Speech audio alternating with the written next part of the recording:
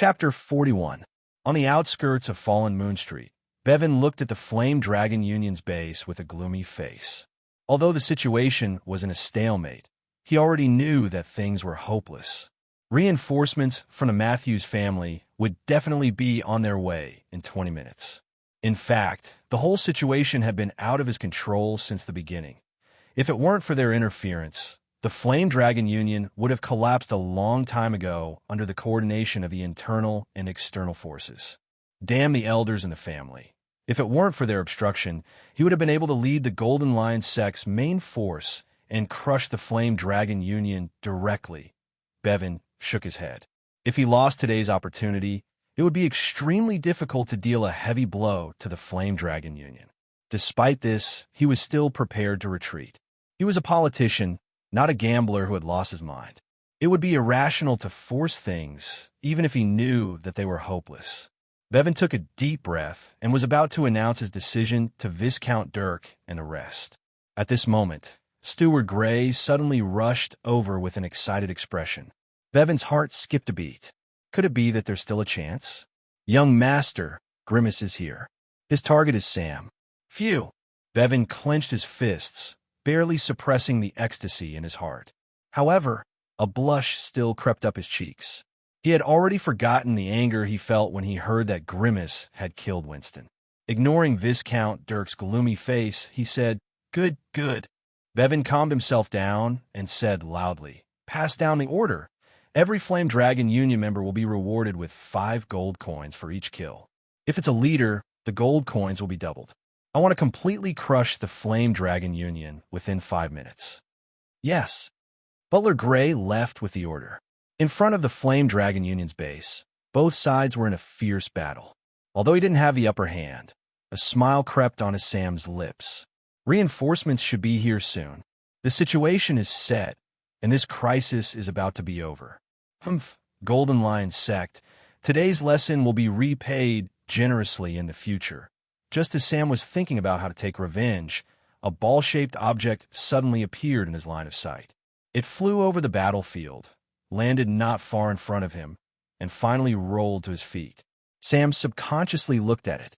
A human head. It looked a little familiar. "Brother." A burly man in the army behind him suddenly cried out. Only then did Sam recognize the owner of this familiar face. Wasn't this the burly man he had sent to ask for help? Raising his head in shock, he saw a strange man wearing flowery clothes and a mask standing on the roof of a house in front of the encampment. "Ghostface!" Sam screamed in horror. A man's name is like the shadow of a tree. Ghostface had been active in Lion City for more than 10 years. He had left behind a fearsome reputation that was enough to intimidate anyone. Seeing Sam's gaze, Grimace raised his signature colorful dagger and pointed it at Sam. Then, he pulled it back and slit his throat. Slit the throat, the signature move of an assassin. Ghostface's target was obvious. Sam's expression instantly turned gloomy. It would be a lie if he said he wasn't afraid. Anyone in Lion City who was targeted by this fiend would tremble in fear. However, Sam still had something to rely on in his heart. He had so many gang members and the experts behind him. Sam did not believe that he could not deal with Ghostface. Taking a step back, "Even if I can't kill you, I can at least chase you away." At the back of the encampment, Tang In was currently hiding in a house and urgently treating his wounds. The sword wounds on his back and lower abdomen would not heal in a short period of time, so Tang In simply used cloth strips to tighten them. As for the red fighting aura that had invaded his body, Tang In was surprised to find that it had automatically disappeared after a while. However, at the same time, he had lost 300 blood and chi points. It wasn't good to stay here for long. After simply treating his wounds, Tang In continued to go deeper into the encampment. The assassins were now close to the center of the encampment. Standing on a roof, they could barely see a human wall formed by cavalrymen in front of them. At the back of the encampment, the cavalrymen were holding bows and arrows and guarding from above. The chances of breaking through were slim. Therefore, the assassins' hope of escaping depended on whether they could break through the human wall of cavalrymen in front of them. However, the first thing they had to do was to get rid of the cavalrymen around them. Therefore, at this moment, the battle between both sides had reached its climax. Of course, the most intense battle was the three-man team that was tearing down houses everywhere. Bose was fighting the assassin duo of Darkblade and Hidden Sword by himself. At this moment, Bose was wearing a fiery red fighting aura armor and fully unleashed his combat power. Wherever the sword passed, no matter if it was a house or a wall, everything was turned into ashes. Its power was truly astonishing. If Bose's sword was domineering, then Darkblade's blade was undoubtedly strange. The dark blade was always swinging from all kinds of unexpected angles, which made Bose very uncomfortable. Moreover, the dark blade's aura that mist was accompanied by pungent black smoke wherever it touched. It was obvious that this fighting aura had a strong corrosive effect. However, Bose was now wearing the fighting aura armor, so he did not have to worry about this corrosive attack for a while. What gave Bose a headache was that whenever he fought with Darkblade, the dark blade would appear out of nowhere. There were only a few colors of fighting aura on the Caesar continent, but everyone's fighting aura characteristics were different. Like Darkblade, Hidden Stab's fighting aura was also black. However, Hidden Stab's dark blade's fighting aura was not corrosive, but sharp penetrative power. Bose was already very familiar with the use of fighting aura. His fighting aura armor was also very perfect. Ordinary attacks really could not hurt him. However, every time Hidden Stab attacked, it could easily cut open his fighting aura armor, threatening him and creating opportunities for Darkblade's corrosive Darkblade. Under this kind of coordinated attack, Bose seemed to have his hands and feet tied. Fortunately, he was very experienced in fighting. In this kind of situation, he immediately played to his strengths and avoided his weaknesses.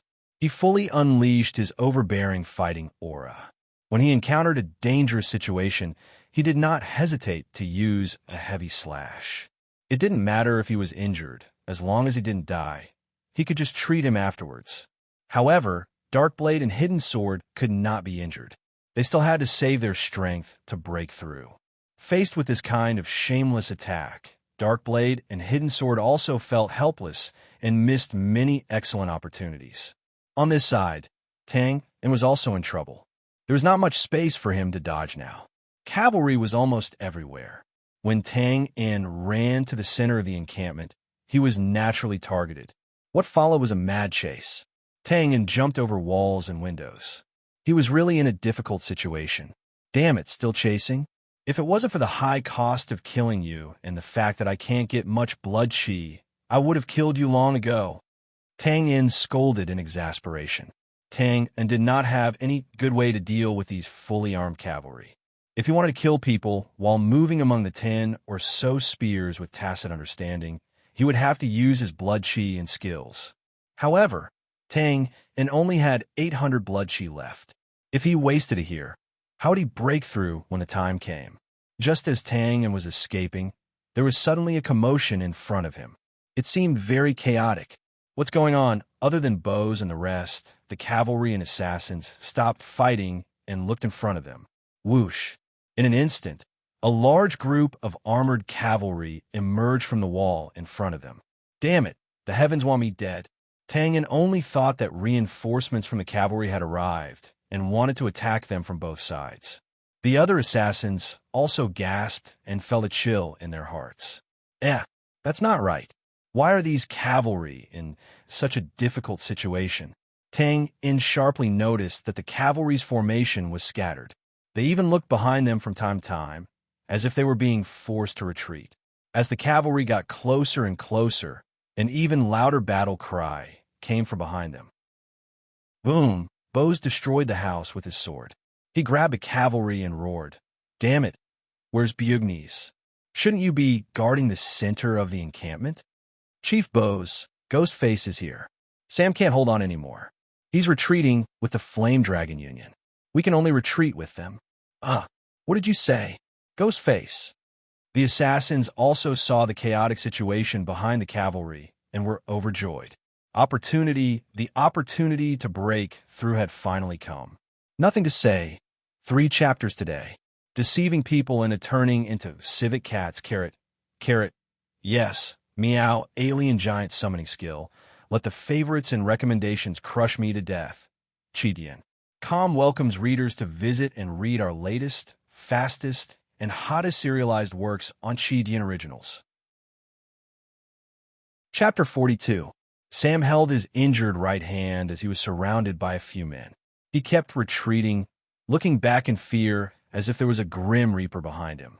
In fact, to Sam, it wasn't an exaggeration to say that it was a grim reaper. Those who had never faced Ghostface would never know how much pressure he was under. Sam thought that he had already thought highly of Ghostface, but he still ended up in this situation. After a few exchanges, Ghostface's dagger slit his wrist. If it weren't for the men around him who desperately tried to save him, he would have returned to the embrace of the God of Light. Since their leader was injured, the morale of the Flame Dragon Union was naturally affected. On the other hand, because of Bevan's reward order, the Allied forces were all fired up and attacked fiercely. When the frightened Sam calmed down, he realized that the situation was already over. Helpless, he could only temporarily retreat with his men, hoping to be protected by the guards at the back. Bose looked at the chaotic Flame Dragon Union members in the distance, and his face turned green. These bastards ruined my plan. If he was given more time, Bose believed that he could definitely kill all the remaining assassins in one fell swoop. Bose fiercely hammered his fist and decisively roared, "All riders, listen to my order.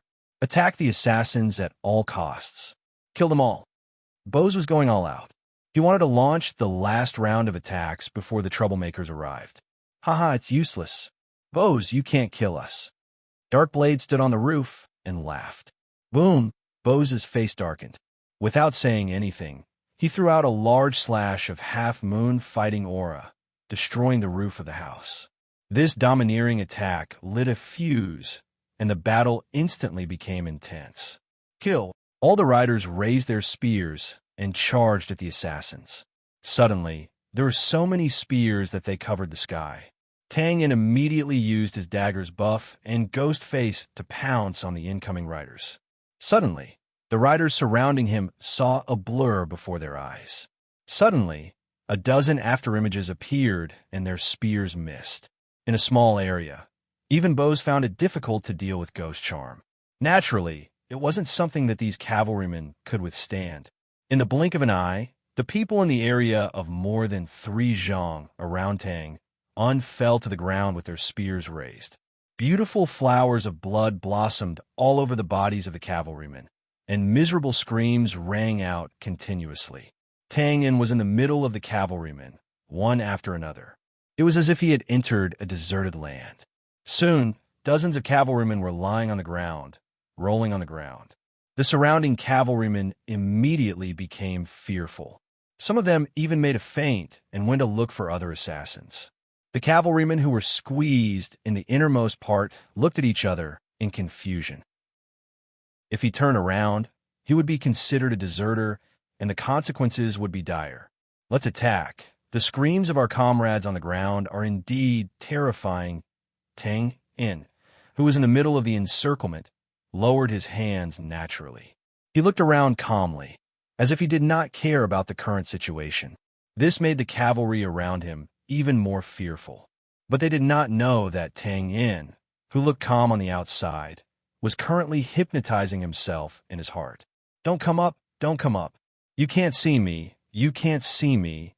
The 20 seconds of Ghost Charm skill had already passed, and it was now buffering time. If these cavalrymen rushed up, Tang Yin might really have to fight for his life. Just when both sides were in a dilemma, swoosh. Sam led the Flame Dragon Union members and rushed in.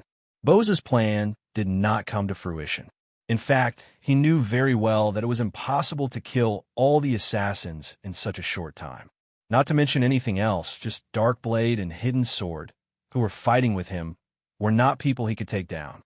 He just wanted to kill as many assassins as possible. With the arrival of Sam and the others, the situation became even more chaotic. Assassins, cavalrymen, and guild members were all tangled up together.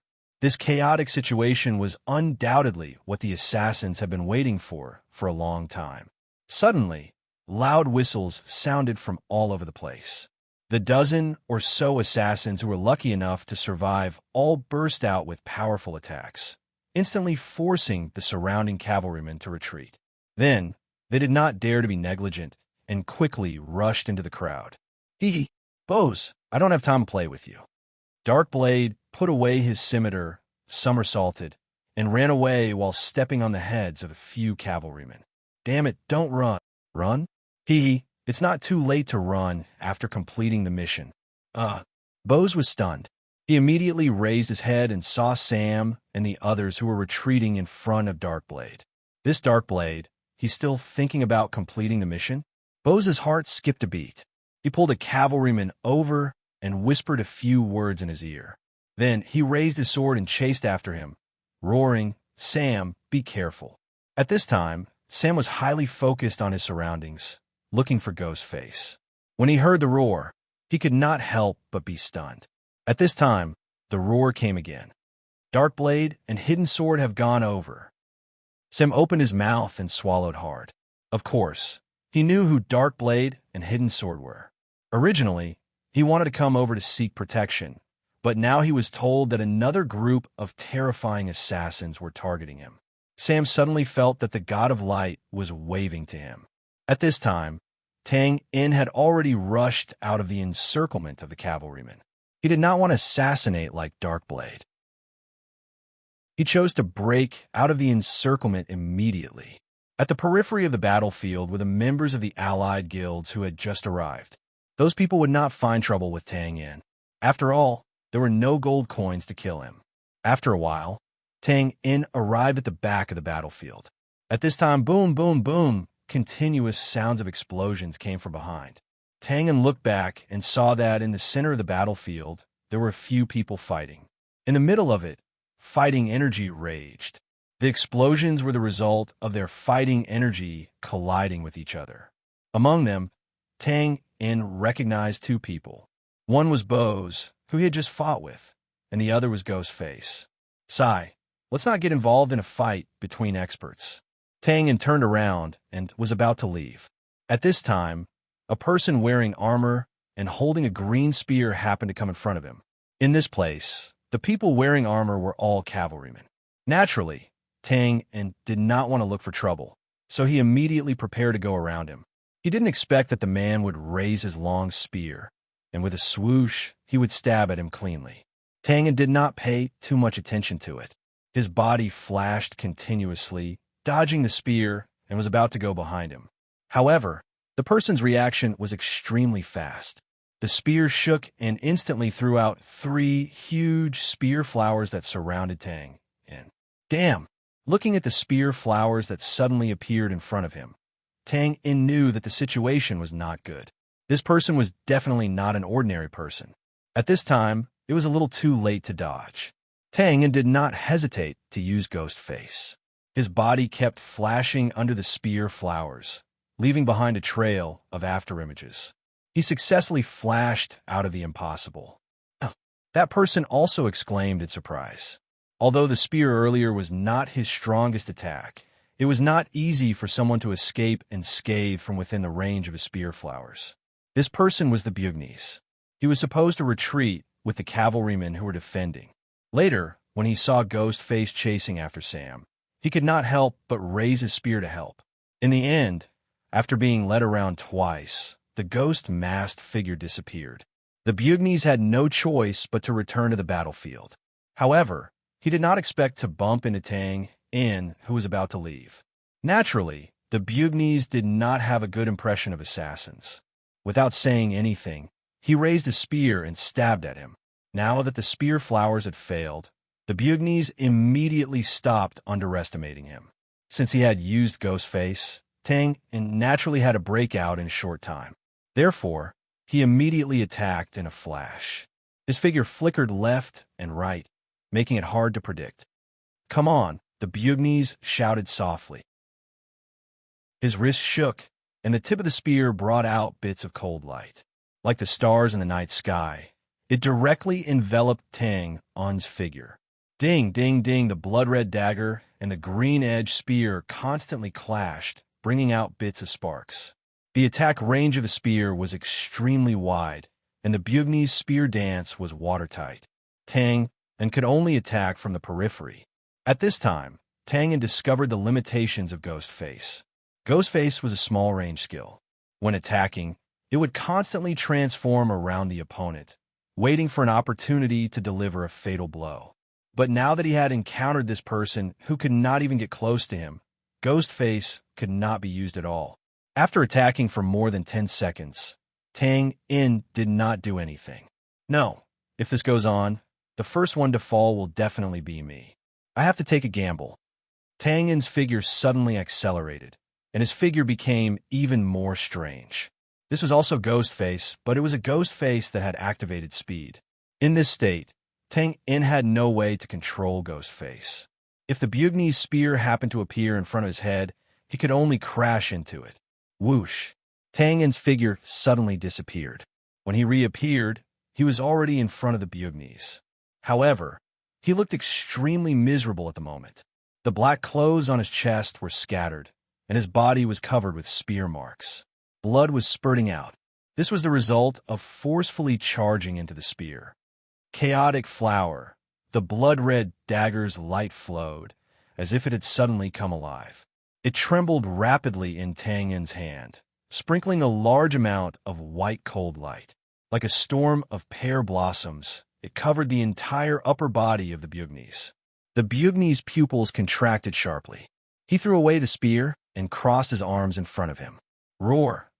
Green light flowed around his body, and a set of green armor instantly appeared on his body. This was his battle chi armor, and he was ready to take it head-on. Chi! Chi! Chi! Streaks of white light continuously pierced into the battle chi armor. In some places, they had already penetrated through, leaving scars on the Bugni's arms. How could this be? The battle chi armor could not defend against it. The Bugni's only felt a chill in his heart. Immediately, he let out a deafening roar. The green light surged, and, at this moment, it was as if he had put on a solid bronze armor. Bang! The Bugni's body became light. He was directly shaken and fell heavily to the ground. Hiss! Hiss!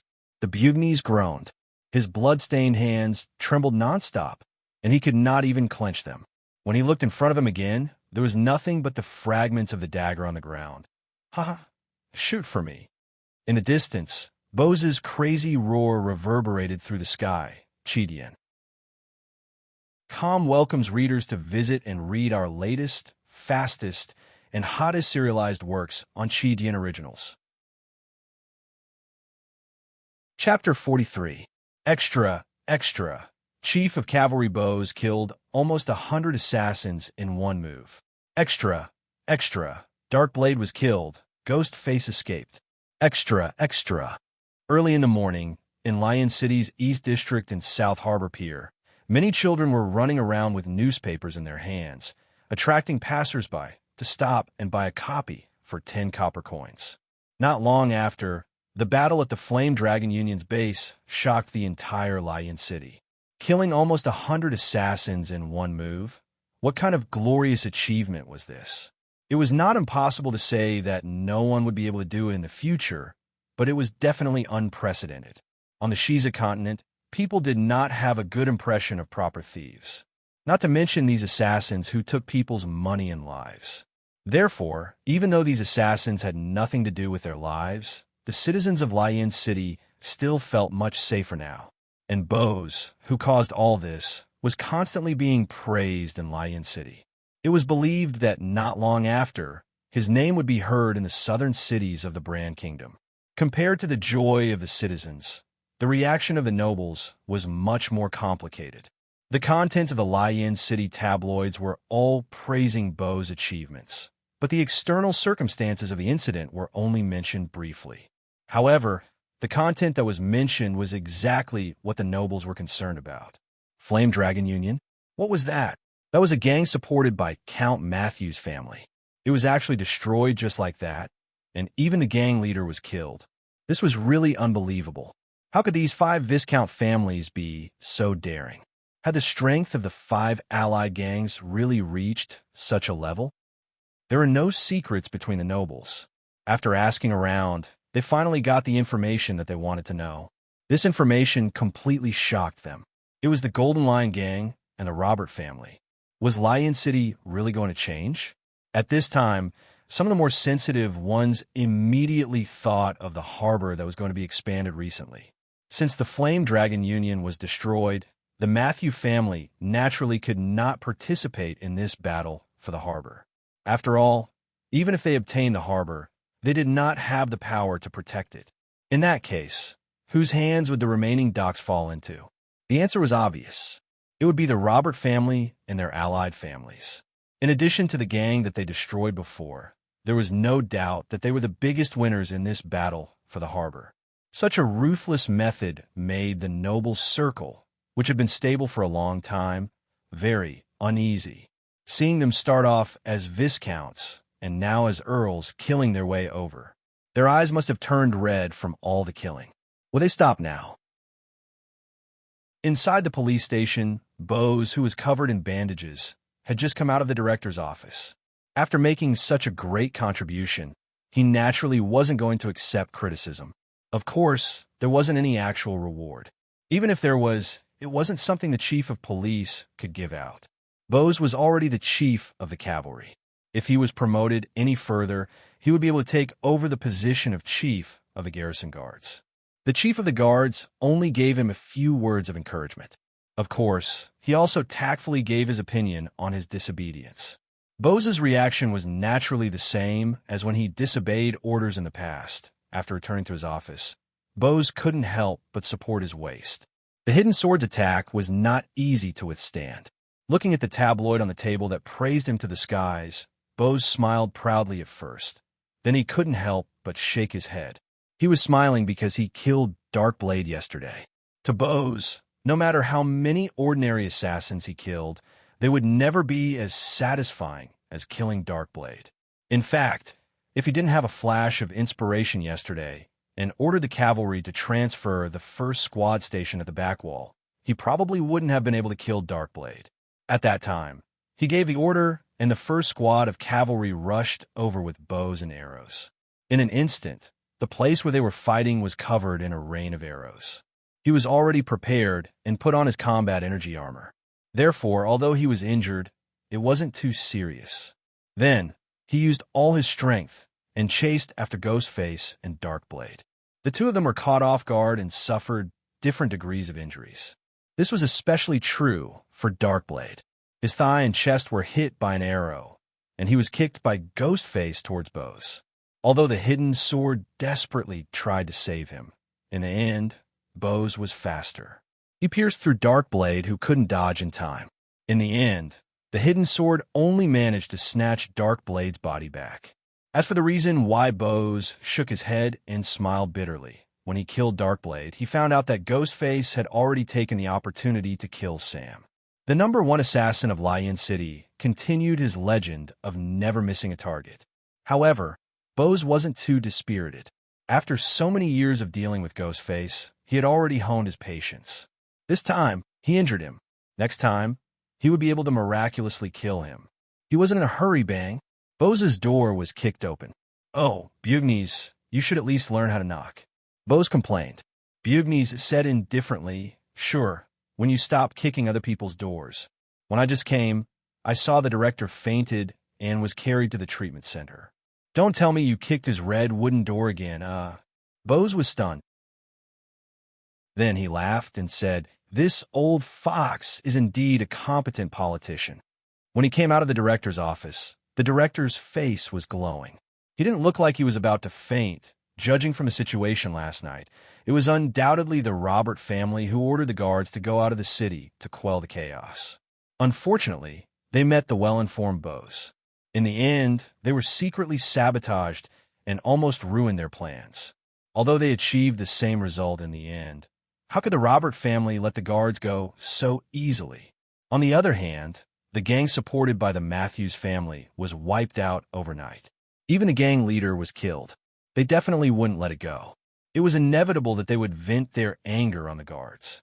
Therefore, it was the best choice for the director to feign at this time. "Hey, Bugnes, your hand." Bose saw that Bugnes' hands were also wrapped in thick bandages. He suddenly cried out in surprise. He was naturally aware of Bugnes' strength. Although he was only one step into the ranks of advanced warriors, his airtight spear skills were amazing. Even if he fought with Bugnes, he wouldn't be at a disadvantage in a short period of time. Flesh wounds. Unlucky. I was careless and didn't activate my combat chi armor. An assassin got close to me. Bugnes said helplessly as he waved his chubby right hand. Got close. Bose was even more surprised. If the assassin could get close, it meant that the assassin had broken through Bugnes' airtight spear skills. Yes, the assassin's movements were too strange. First, he surrounded me and flashed left and right. Then, in an instant, he cut in strange movements. Bose's heart skipped a beat. Is the dagger emitting red combat chi? Yes. You know him? How come I didn't know that there was such a person in Lion City? Bugnes said in surprise. Ahem, I just met him. Bose couldn't help but stroke his beard and said, I met him face to face last night. His movements were indeed strange. His dagger skills were also good. Yes, very professional. Dozens of brothers in the cavalry unit had their limbs broken by him. Hearing you say that, it's true. His dagger attacks were direct, fast, and ruthless. There were no unnecessary movements. If it wasn't for the fact that my strength was slightly weaker, I really might have died in his hands yesterday. Bugnes said after thinking for a while. He's a scourge. It's a pity that I didn't make him stay yesterday. There's no rush. As long as he's in Lion City, there will always be a chance. Yes, that's true. Reality has proven that Civit's character is reliable. I reach out my claws for your favorites and recommendations, carrot. Chapter 44. Tang groaned and opened his eyes. He was in a narrow space with a gray-white flat roof. The white paint in the corner was peeling. He lowered his head and found himself covered with a layer of red bedding. His nose twitched, and he could smell a faint fragrance. Where is this? Tang frowned as he slowly recalled the previous scene. He had fought with the man with the gun and quickly escaped while his opponent was sent flying. At that time, his injuries were very serious. After walking for a while, his consciousness gradually faded. My luck is good. It seems that I was saved by someone. After Tang figured out what had happened, he immediately understood his current situation. Hey, you're awake. The curtain on the right side of the door was lifted and a long-legged woman, holding a soup bowl, walked in. It's you. Tang thought for a while and called out the woman's name. Lena. This woman was Nightingale, whom Tang had met during his first all-night service. But that time, he had pinched Lena until she fainted. You still remember me? Lena seemed very happy. I remember. It would be strange if he didn't remember. Such a strange experience.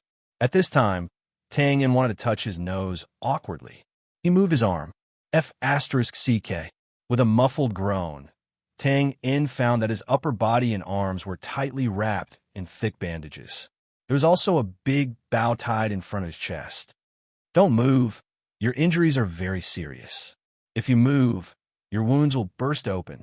Lena quickly said as she put down the bowl. Well, where is this? Why am I here? This is my house. When I came back last night, I found you fainted in front of my house, so I brought you back. Were you robbed? Yes. I resisted and became like this. Tang followed Lena's words and then changed the topic. Did you bandage my wounds? Yes, my skills are good, right? Lena winked and smiled. Well, very good. Thank you for saving me. That was indeed the case. Other than the big bonnet, which was a bit of a prank, the treatment of the wound and the bandage were all very professional. Don't thank me. If you want to thank someone, thank yourself. When I was young, my dream was to be a doctor, but I didn't have any money. You gave me 5 gold coins last time, and I finally got enough money to study nursing in the treatment center. Now, I'm a probationary nurse. Congratulations, Tang said sincerely. He didn't expect that his unintentional action would save his life in the end. Thank you. Are you hungry? I'll feed you something first. Lena picked up the soup bowl and said, don't tell me you're embarrassed. Eat a bowl of thick and fresh chicken soup and tender pieces of meat. Tang enjoyed the nutritious lunch. All right, you should rest first. I have to go to work. Many injured cavalrymen came to our infirmary this morning. It's going to be busy. I'll be back early tonight. Lena, I'm sorry to trouble you. You're welcome. Just treat it as my repayment. Leaving such a sentence, Lena chuckled and closed the door. Phew, I'm really lucky. Tang inside. Then he gradually moved his body parts. Fortunately, most of the injuries on his body were only flesh wounds. The most serious ones were the 2 fighting aura slashes from bows on his lower abdomen and back. These 2 wounds were relatively deep, to the point where his bones could be seen. The injuries on his body could be said to be caused by the 2 men who seemed to be the leaders of the cavalry. Thinking of the 2 fierce battles, Tang couldn't help but feel guilty. Against bows, he had no chance at all. Although in a small area, bows couldn't keep up with his speed. But with his rich combat experience, he was always able to destroy his attack at the critical moment. Later, the flame slash was an eye-opener for him. As long as it was used well and the timing was right, it was simply the nemesis of ghostly skills. For the Bugnes, it was pure luck that he was able to break out of the encirclement. He only learned half of the skill, chaotic flower, and couldn't fully use it. In the end, the inferior dagger couldn't stand the pressure and directly collapsed. This caused the blood inside to pour out and finally blew up the Bugnes. Thing who had been lying down for most of the day, was naturally no longer sleepy. In addition, the injuries on his body had been a faint pain, so he directly called the assassin system. In the space, Tangen's body was naturally as good as new. The old butler who was reading a book saw Tang come in. He closed the book and said lightly, I'm so happy to see you again. Tang awkwardly touched his nose. This time I made a mistake. For an assassin, mistakes are no different from suicide. I hope you understand that killing is never a simple job. You're an assassin, not a gangster with a machete written on your face. If you don't understand this point, no matter how strong you are, no matter how powerful your killing skills are, you will eventually fall. And I understand. Tang answered honestly. He knew that he was indeed careless this time. Relying on the power of his skills, coupled with the recent smooth assassination, he was a little arrogant. Old butler, are you sure you understand? Yes. Tang nodded firmly. That's good. As a nurse, she can't not understand what the wounds on your body mean. What's more, when you were unconscious, she also burned your black clothes and triangular face scarf. It can be said that your identity has been exposed. So, as an assassin, when are you going to make your move? Obviously, you still don't understand. The old butler said lightly. In the evening, Linha Street in Nangang. This was the street closest to the dock, and there were some low buildings on the side of the street. The owners of the houses were probably some pickers, odd job workers, and so on.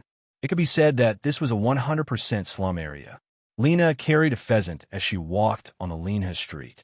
From time to time, she would look back with a guilty conscience. Worried about the bad guys? Of course not. Lena had lived on this street since she was young. Everyone here knew her. Even if they were bad guys, they wouldn't do anything to acquaintances. In fact, Lena was worried about the good guys. She was worried that the cavalrymen from the police station would follow her. Today, when she was treating the wounds of the guards in the clinic, she heard the information that made her even more certain that the person she saved last night was an assassin. But so what? Lena clenched her fist. I must save him. He changed my life. Hey, Lena is back. Are you willing to change the food today? That's how it should be. It's good to save money, but don't tire your body out. A woman on the street said loudly. She was out of shape and had exaggerated foundation on her face. Oh, it's Aunt Susan. Good evening. Lena was startled and quickly responded. Child, why do you look like you saw a ghost? How's the clinic? Are you used to it? The woman asked. It's pretty good. Well, that's good. You wanted to be a doctor since you were young. Now you finally got your wish. With this profession, you'll be better than me and your mother. Being a nightingale for life, people will look down on you. Oh, right, have you heard? About our shed? Shed? What's the matter? Lena shook her head blankly. You don't know? The dock is going to be expanded. Our area may be demolished. I heard that we'll be given a sum of money. When the time comes, you can take this money and your work income and buy a small house in another district. After a few years, you can find an honest man and marry him. Aunt Susan nagged. Okay. Aunt Susan, I'll go first. Lena fled in embarrassment. Aunt Susan was good in every way, but she was too naggy. However, after this episode, Lena's heart finally calmed down. That's right, the black clothes were burned by her. Even the police dogs wouldn't be able to find this place. After a while, Lena came to her house and opened the door. The house was empty. The bedding on the bed was neatly stacked to one side. There was a set of bowls and spoons on the dining table. It didn't look like an outsider had been here. Chidian. Calm welcomes all readers to visit and read our latest, fastest, and hottest series on Chidian Originals.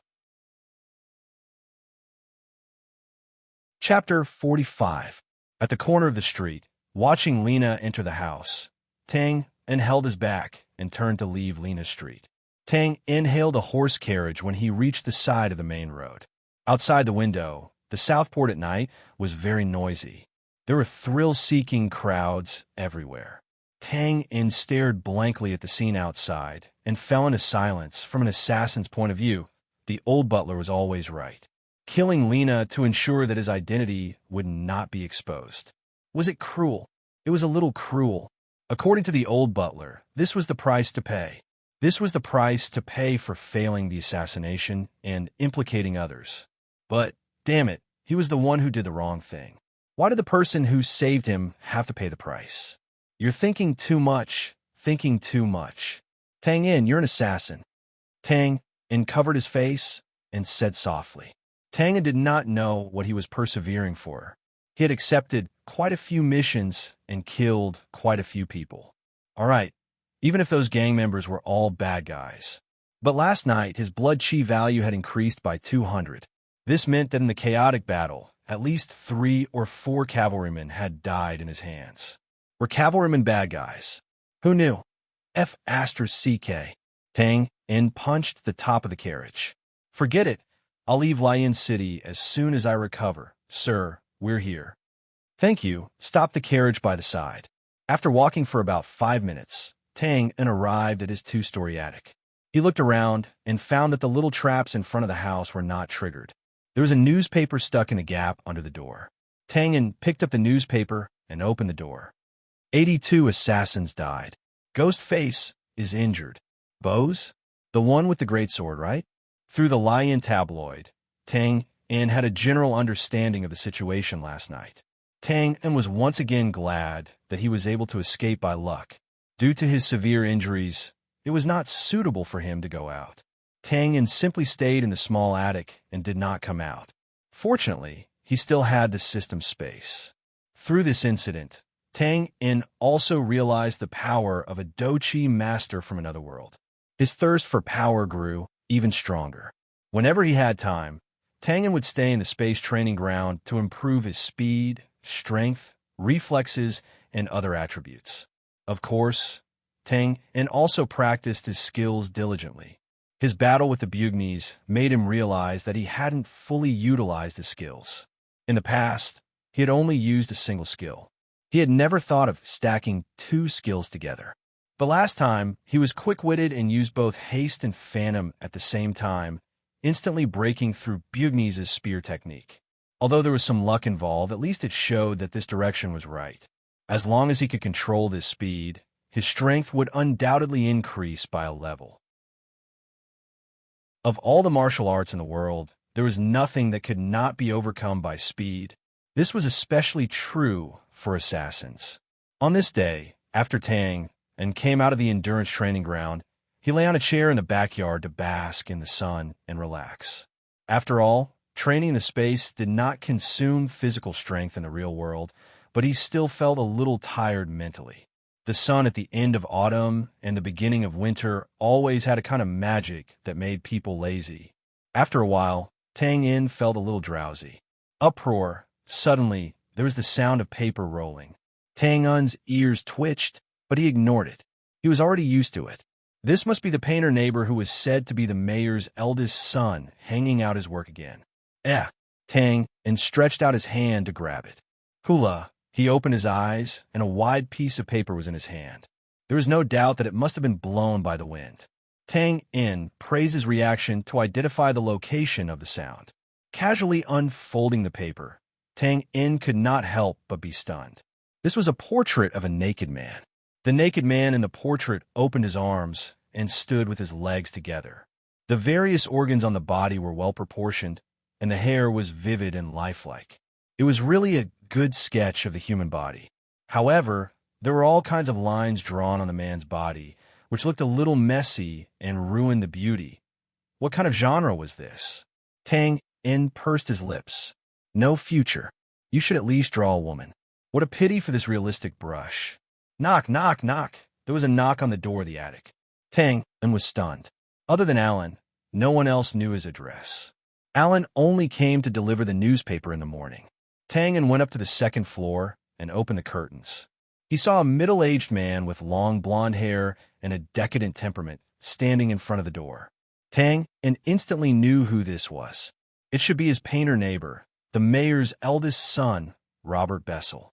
Bess did not run away because he was holding a paintbrush in his hand and his wrinkled robe had some oil paint. Knock, knock, knock. Bess went up and knocked again. After confirming that it was not an ambush, Tang In went downstairs and opened the door. Bess bowed and said, I'm very sorry to disturb you. My painting might have flown to your backyard. Oh yes, come with me. Tang In moved aside and invited Bess in. Thank you. This Bess looked very gentle and quiet. He was completely different from the Bevan that Tang In saw before, who exuded a strong sense of presence. Tang In said casually, You're welcome. By the way, the sketch of the human body is very good. It's very realistic. Bess's eyes lit up. You know this? A little. Tang In touched his nose. His ex-girlfriend studied art. In order to pursue her, he read a lot of books in this field. In any case, he managed to reach the realm of pseudo-art. Forgive me for being presumptuous. Well, why did you draw so many lines on the human body sketch? Because I found that there are too many mysteries about the human body. After measuring, I found that the length of the human body from the heel to the toe is equivalent to the length of the human arm from the inside of the elbow to the wrist. The width of our nose is about the width of an eye. Bess was very excited to find someone to talk to. He talked about his discovery nonstop. Tang In was shocked. Of course, he knew what Bess said. He once read an art book that introduced this kind of human body proportion, but he did not expect that Bess had already discovered this phenomenon.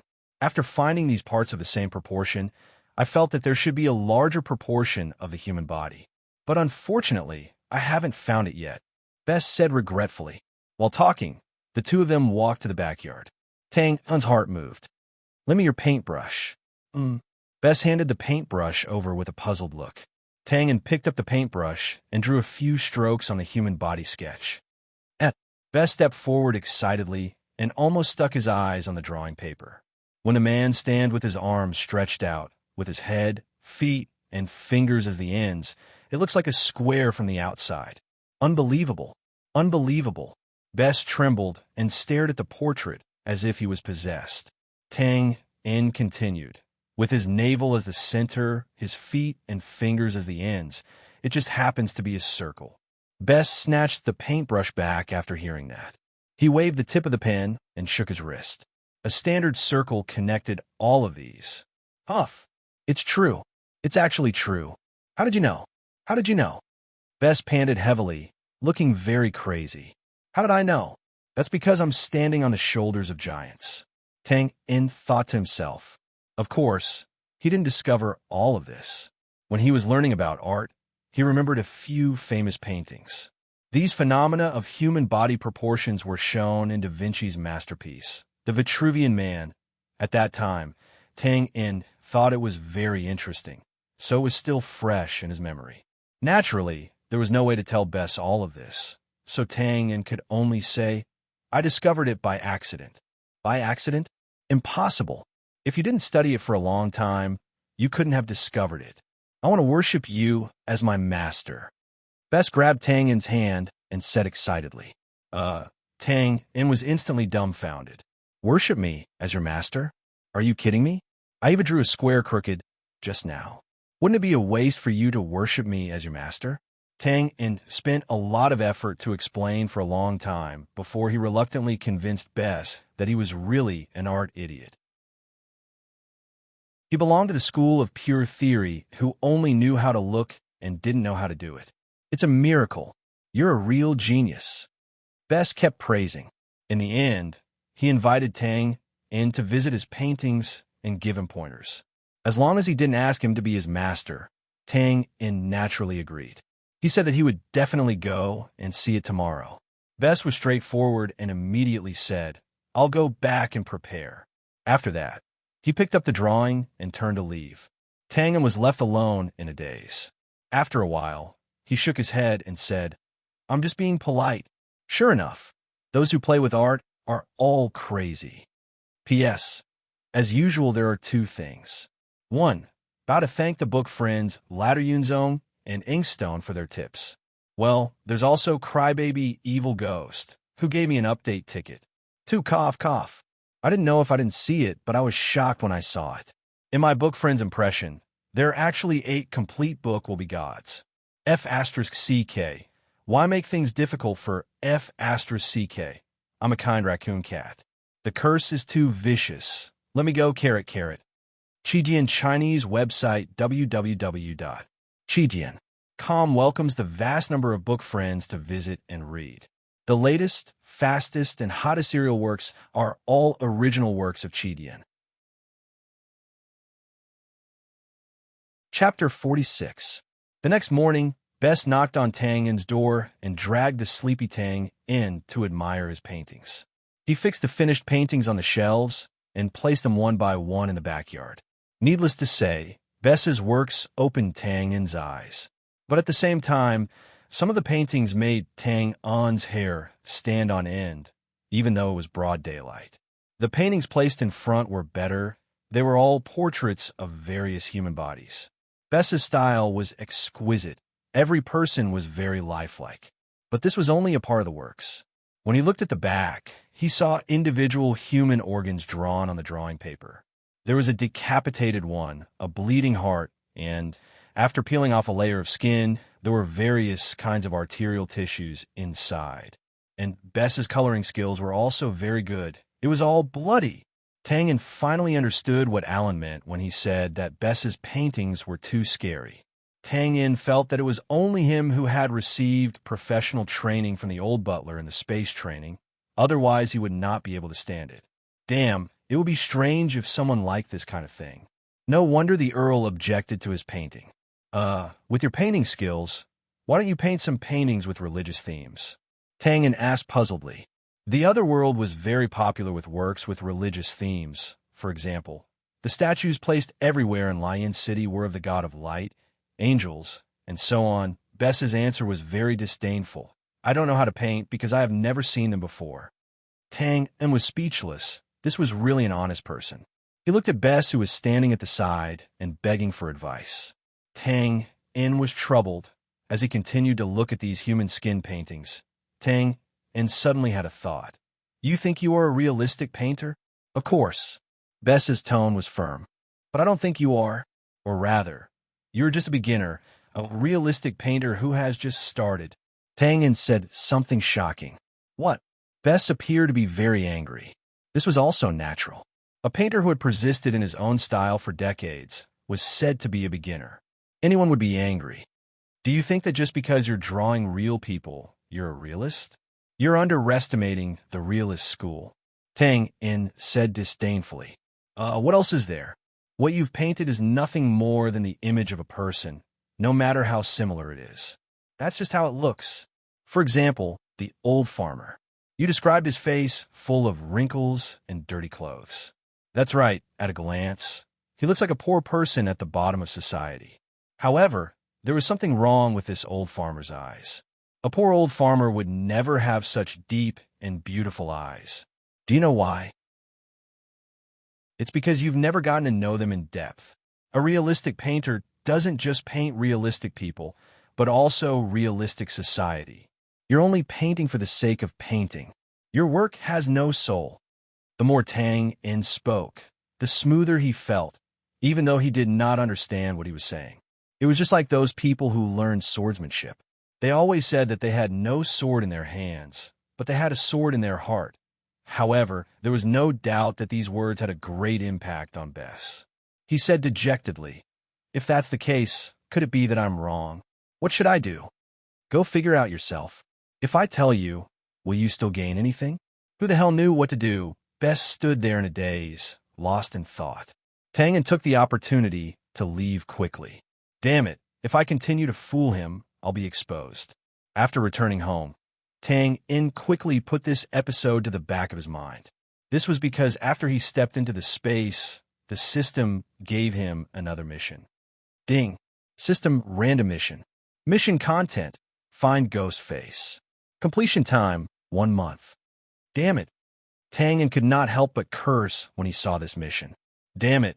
Are you trying to kill me? Tang In had met Ghostface twice, so he more or less understood the situation. This was the #1 assassin in Lion City for more than 10 years.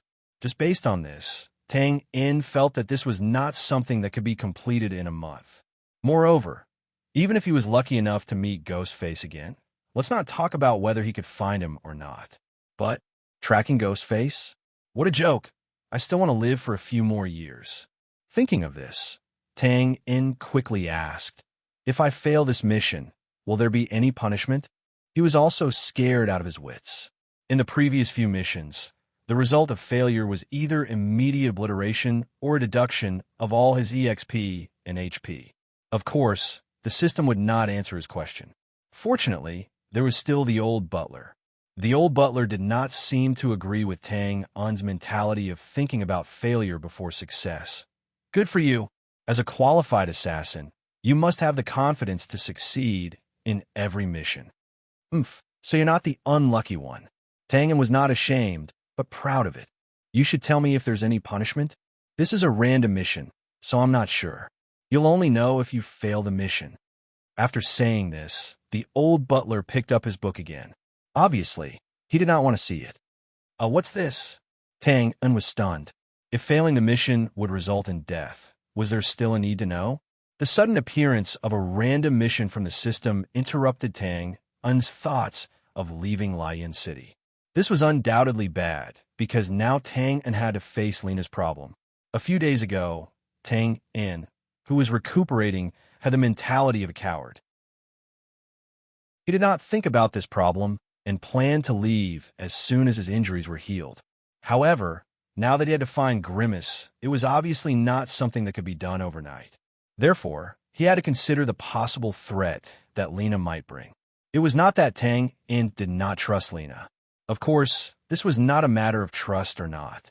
If Lena wanted to expose him, wouldn't it be convenient for her to hand him over to the police station while he was unconscious? This was just the assassin's natural sensitivity towards safety.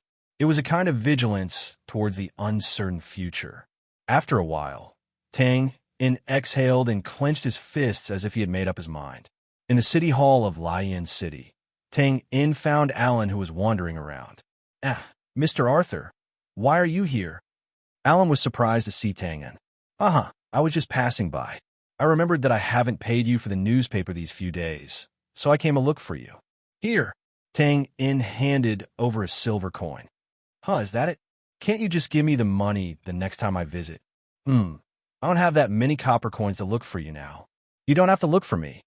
Can't you just continue to bring the newspaper for me?" Tang In smiled. "All right then," Alan said straightforwardly.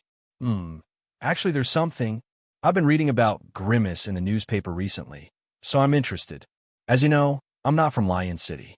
Do you have any old newspapers that mention this? I'd like to borrow them to take a look." "Grimace?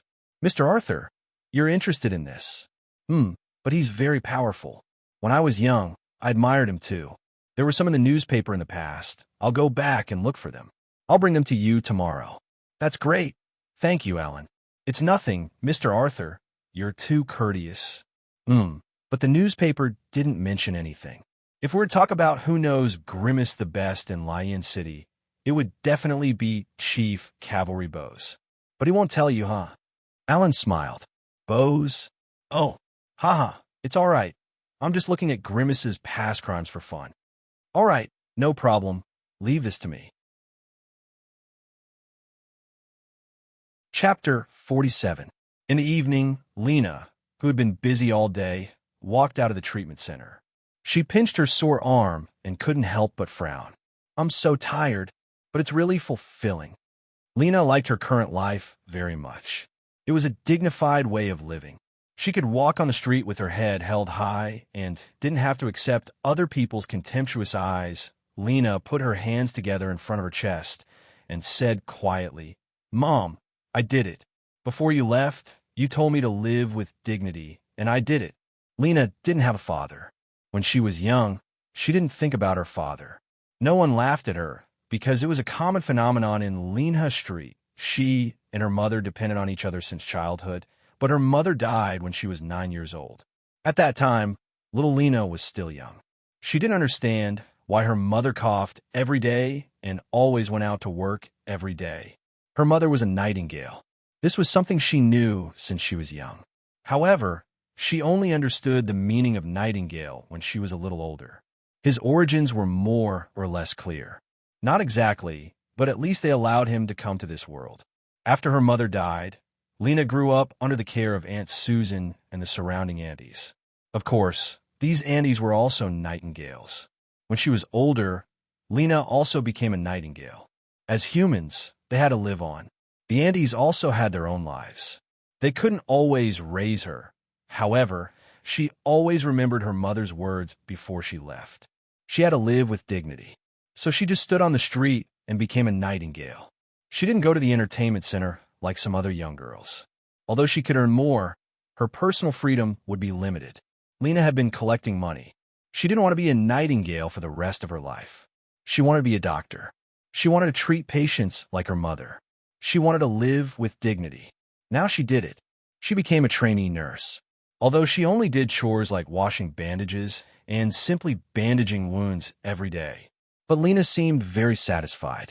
This was a good start, wasn't it? Thinking of this, Lena couldn't help but chuckle, and her footsteps became lighter. Right, I wonder how that person is doing. I don't even know his name, but he still remembers me. I wonder if his injuries have healed. Lena couldn't help but slow down. She put her hands together and prayed again. I hope your injuries will heal soon. Unknowingly, Lena walked to the periphery of Lena Street. At this point, Lena couldn't help but quicken her pace because it was more chaotic here. Lena. Suddenly, a drunken man rushed out from the side of the street. Come and accompany your grandpa. When Lena saw this big man, she was startled and said, No, I want to go back. After saying that, she wanted to go around the big man. Lena knew this person.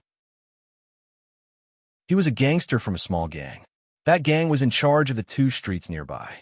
In the past, nightingales like Lena had to pay them money every month, saying that it was to ensure their safety.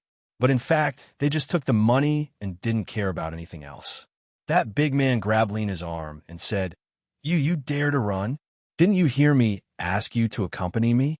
Sorry, I won't do it. Lena struggled to break free from the big man's hand. Won't do it. Hearing this, the big man laughed. If you don't do it, you still want to be a noble lady? Lena's face turned red. She turned around and wanted to go back to avoid him. That big man didn't give up and grabbed Lena's wrist again. Okay, I still don't know what you mean. Here, this is money. Can you accompany me now?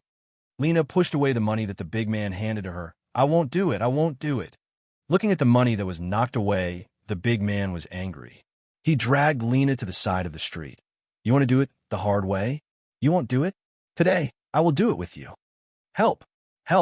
Lena's strength was no match for this big man. She could only shout for help. However, she was destined to be disappointed. It was late at night, and there weren't many people around.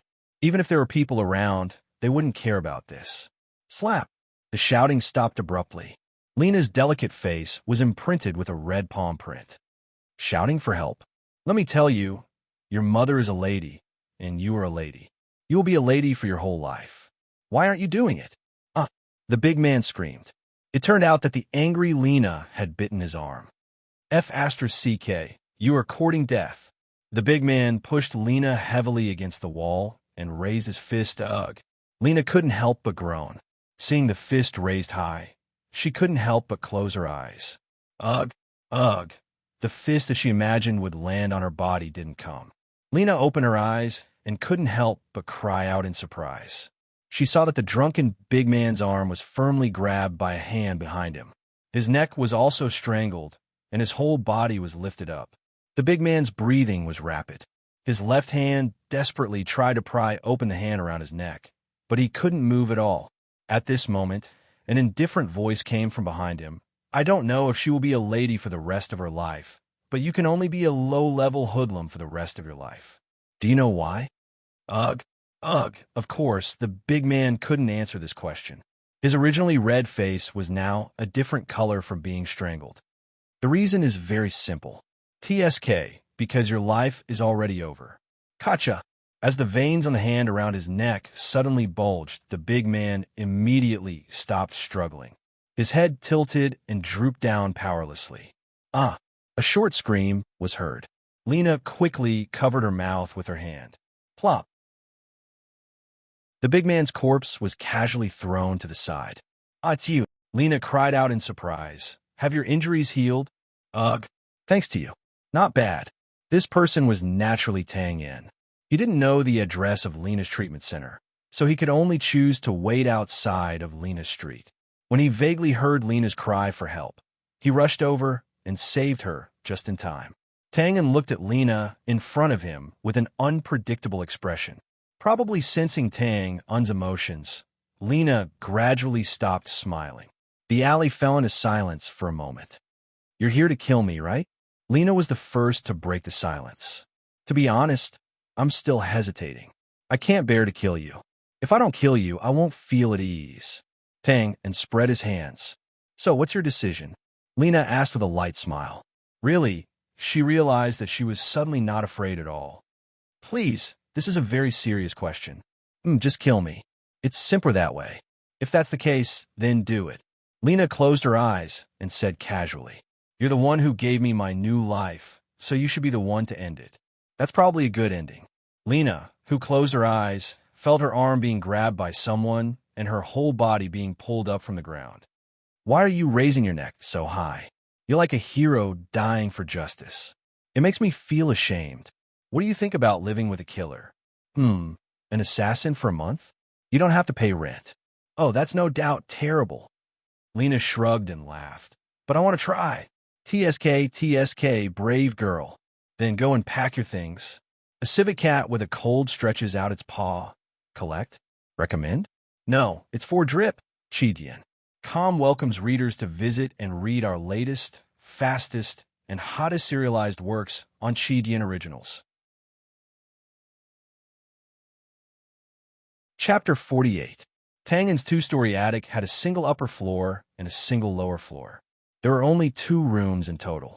Tang Yin lived in the master bedroom upstairs, and Lena lived in the smaller guest room downstairs. Tang Yin was naturally not used to living with the opposite sex from being single all of a sudden. What's more, his hearing had been greatly developed during the training in the space. The floor of this small attic was not made of good soundproofing material, so Tang Yin could hear every movement in the guest room downstairs. He could even feel Lena turning over on the bed. Gradually, Tang Yin found that he had insomnia. It was true that assassins were light sleepers. Even the slightest movement would wake them up. But assassins were also the best at adjusting their emotions and falling asleep quickly. But Tang Yin still had insomnia. What affected Tang Yin's mood was his behavior today. He brought Lena home and put her under his nose. House arrest. That was a bit interesting, but Tang Yin did not even prepare a rope. Tang Yin just wanted to limit Lena's activities to this room within a month to avoid any accidents. The key to the problem was still Lena herself. If she wanted to report Tang Yin, there would still be a chance. After all, Tang Yin had a mission, so it was impossible for him to watch her every day. I'm really not cut out to be an assassin. It's a bit abnormal. Tang Yin had never seen the old butler's state at this time. Mischievously, Tang Yin did not greet him. Instead, he tiptoed silently and slowly approached the old butler's back. When Tang Yin was about 10 meters away, the old butler still did not move. He looked like he was immersed in his memories. Tang Yin was really surprised now. He did not think that he had reached the point where he could get close to the old butler without being discovered. In this case, there was only one explanation. The old butler was really distracted. Haha. Old butler, you also have such a day. See if I don't scare you. 8 meters, 5 meters, 3 meters, Tang, and was already behind the old butler. Old this. Before Tang and could utter the word old, the old butler in front of him suddenly disappeared. Then he felt a pain in his throat, and the familiar whistling sound of the wind blew into his ears again. KO! Bang! Tangin's figure instantly dissipated and reassembled in the distance. F*CK. Do you have to be so strict? Tangin could not help but complain. Sorry, it was a reflex, but I warned you to never let anyone stand behind you. Similarly, you should never stand behind an assassin, the old butler said indifferently. Okay. Conditioned reflex? In other words, you were really distracted just now, and you weren't deliberately playing with me. Tang-in soon couldn't grasp the main point. The old butler glanced at him speechlessly and said, Not everyone is as senseless as you. However, this was also a good lesson. As an assassin, one must not be distracted. Otherwise, it's really embarrassing to be approached by a rookie like you. Don't avoid the important and dwell on the trivial.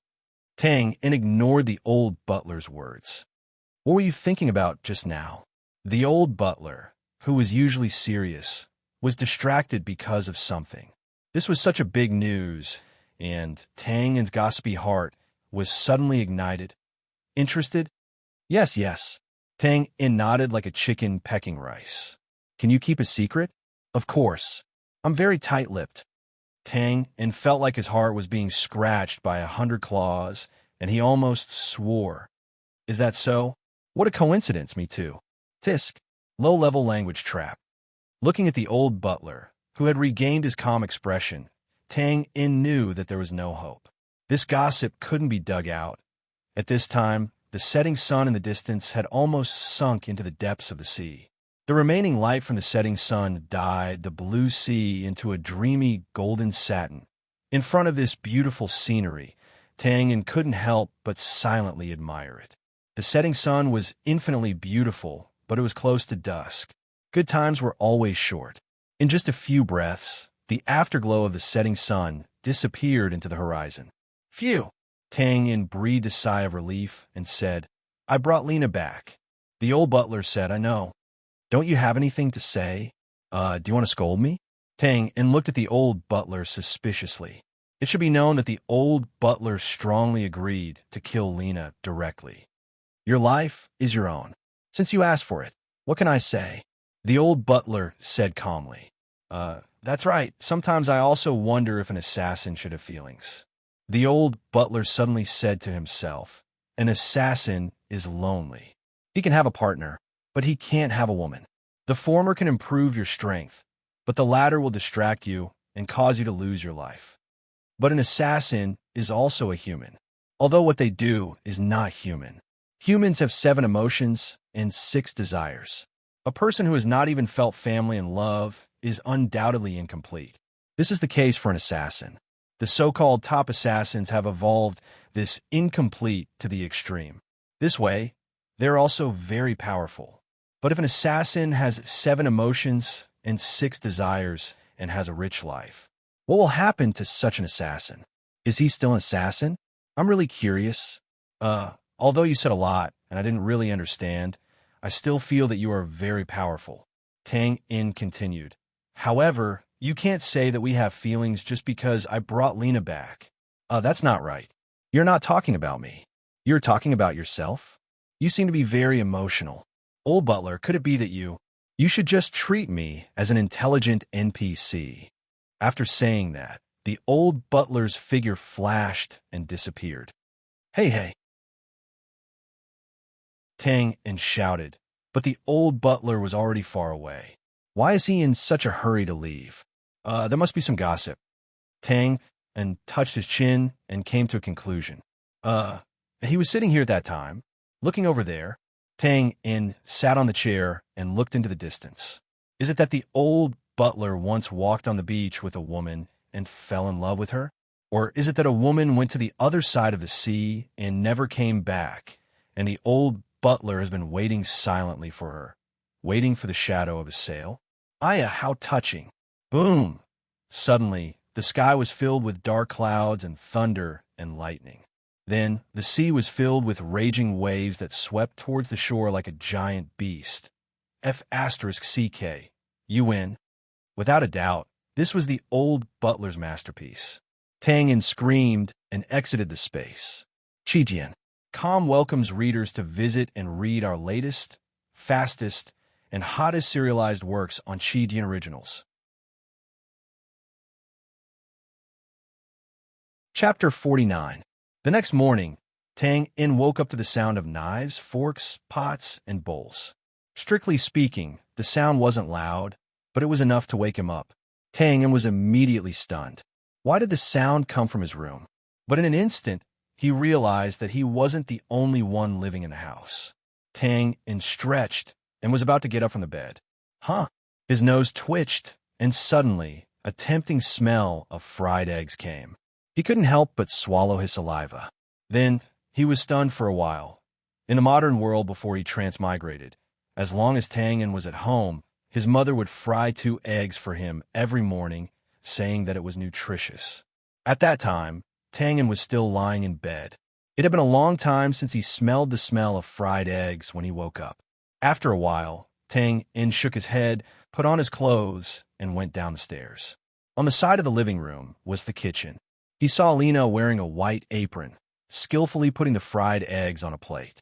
Then, she took out a long white bread from the closet and carefully cut it into slices. Finally, she put 2 pieces of roasted meat on top. After a while, a standard Western-style breakfast was ready. Everything seemed to be in order. Tang In was stunned at this time. His cooking skills were needless to say. According to the old butler, he just needed to add a few more spices, and the power was comparable to a strong laxative. Lena lived independently since she was a child, and she was already familiar with cooking. It was modest to say that her cooking skills were better than Tang In. Hey, you're up. Lena, who was busy, saw Tang In standing by the corridor in a daze, and said, I've made breakfast. Do you want to try it? Oh, okay. After enjoying this delicious breakfast, Tang In immediately relinquished control of the kitchen to him. Oh my God, what did I eat before? It was human food. So, I'll have to stay here for a month? Lena brought a cup of tea to Tang In. Oh, yes. Tang In was embarrassed to put someone under house arrest for a month for no reason. He immediately said, but you don't have to worry. You can tell me the name of the treatment center later. I'll explain that I'll hire you to nurse me for a month. Oh, then what should I do this month? Lena didn't seem to care. What do you want to do most? I want to treat someone. Change it. Tang In rubbed his nose. Isn't this cursing me? Looking at Lena's pondering look, Tang In had an idea. How about this? I'll buy some medical books. What do you think? That works too. Tang In heaved a long sigh of relief. By the way, I still don't know your name. Lena blinked. Knock, knock, knock. Before Tang In could answer, there was a knock on the door. Mr. Arthur, I'm Alan. I'm here to bring you the newspapers. Tang In didn't have to answer this time. At this time, Lena also obediently returned to her room. Tang In opened the door and saw Alan standing in front of the door with a big stack of newspapers. Here, Mr. Arthur. These are all the newspapers about Ghostface in recent years. Oh, thank you so much, Alan. Tang In took the newspapers happily. He was worried about how to start the mission of finding Ghostface. It's nothing. It's just something that happened along the way. All right, I'll take my leave first. Wait. Tang In quickly called out to Alan, who was about to leave. Alan said in surprise, Mr. Arthur, is there anything else? Alan, I've been tied up with some trivial matters recently, so I'd like to hire you to do something. Hire? What is it? Tang In took out 1 gold coin and 5 silver coins and said, use this 1 gold coin to buy me some medical books. Buy a few potted plants. The other 5 silver coins will be your reward for doing this. The purchasing power of 1 gold coin in a different world was amazing. Of course, it was limited to ordinary things. Alan looked at the coins and said hesitantly, Mr. Arthur, You trust me that much? Aren't you afraid that I'll run away with these coins? Of course, we're friends, Tang In said readily. If I can't confirm your character after such a long time of observation, then I'm a failure as an assassin. Alan certainly didn't know what Tang In was thinking, so he was very excited at this time. Mr. Arthur, since we're friends, then I don't want these 5 silver coins. Alan's reaction was beyond Tang Un's expectations. He knew that Alan wasn't rich, which could be seen from the clothes he was wearing. However, such a poor young man had refused a full 5 silver coins for the sake of his friend. This undoubtedly made Tang and admire him even more. Hee, Alan, your dream is to be a big businessman. Since you're a businessman, then business is business. Since you're helping me, it's natural to receive money. Or are you not willing to help me? Of course not, Alan said anxiously. Then accept it, Tang In said decisively. Alan spread his hands and said, Okay, Mr. Arthur, don't worry, I'll get it done as soon as possible. Good. After sending Alan away, Tang In moved the newspapers and put them on the table. Ghostface's whereabouts naturally weren't easy to find. Tang In was only at the stage of collecting information. However, he had an advantage that ordinary people couldn't imagine, and that was the system. The sound of flipping newspapers could be heard. In just a few minutes, all the newspapers had been recorded into the system. Then, Tang In directly entered the system space. He didn't need to call the old butler and directly pulled out the information. The time, frequency, targets of Ghostface's every time he committed a crime. All of them were displayed in a list. After browsing from top to bottom, Tang In couldn't help but sigh. This colleague of his was worthy of the title of the #1 assassin in Lion City. Among the dozens of targets he had killed, there were nobles, warriors, gang leaders, and even a magician. Ghostface's most sensational assassination was 6 years ago when he assassinated the previous Castellan of Lion City. That battle brought him into everyone's sight completely. Because of that, he was recognized as the #1 assassin in Lion City. It was a miracle that such a famous assassin hadn't been caught until now. It was undoubtedly easier to see the problem through direct data. Right now, Tang In could tell that Ghostface's recent assassination operations were very abnormal. Firstly, the targets' identities. Previously, Ghostface's targets were either the gang leaders of big gangs or magicians, let alone a Castellan. It could be said that Ghostface's attacks were all very generous. However, his recent targets were the sect masters of some middle-ranked sections. It was as if he was desperate and would not be picky about his prey. The other was the number of times he had attacked. Ghostface had attacked very few times in the past. Usually, he would only attack once every few months. At the highest frequency, he had only attacked twice consecutively in 2 months. However, in less than 2 weeks, other than Winston, he had already attacked 4 times. This made people wonder if there was something wrong with it. However, there was still too little information. Tang In couldn't find any similarities between these few targets. Seems like I have to make a trip to the guards, Tang In mumbled to himself. If there was a place in Lion City that had the most comprehensive understanding of gangs, it would undoubtedly be the guards. If there was a person in Lion City who knew Ghostface the most, it would undoubtedly be Bose. Therefore, the guards were a place that Tang In had to visit.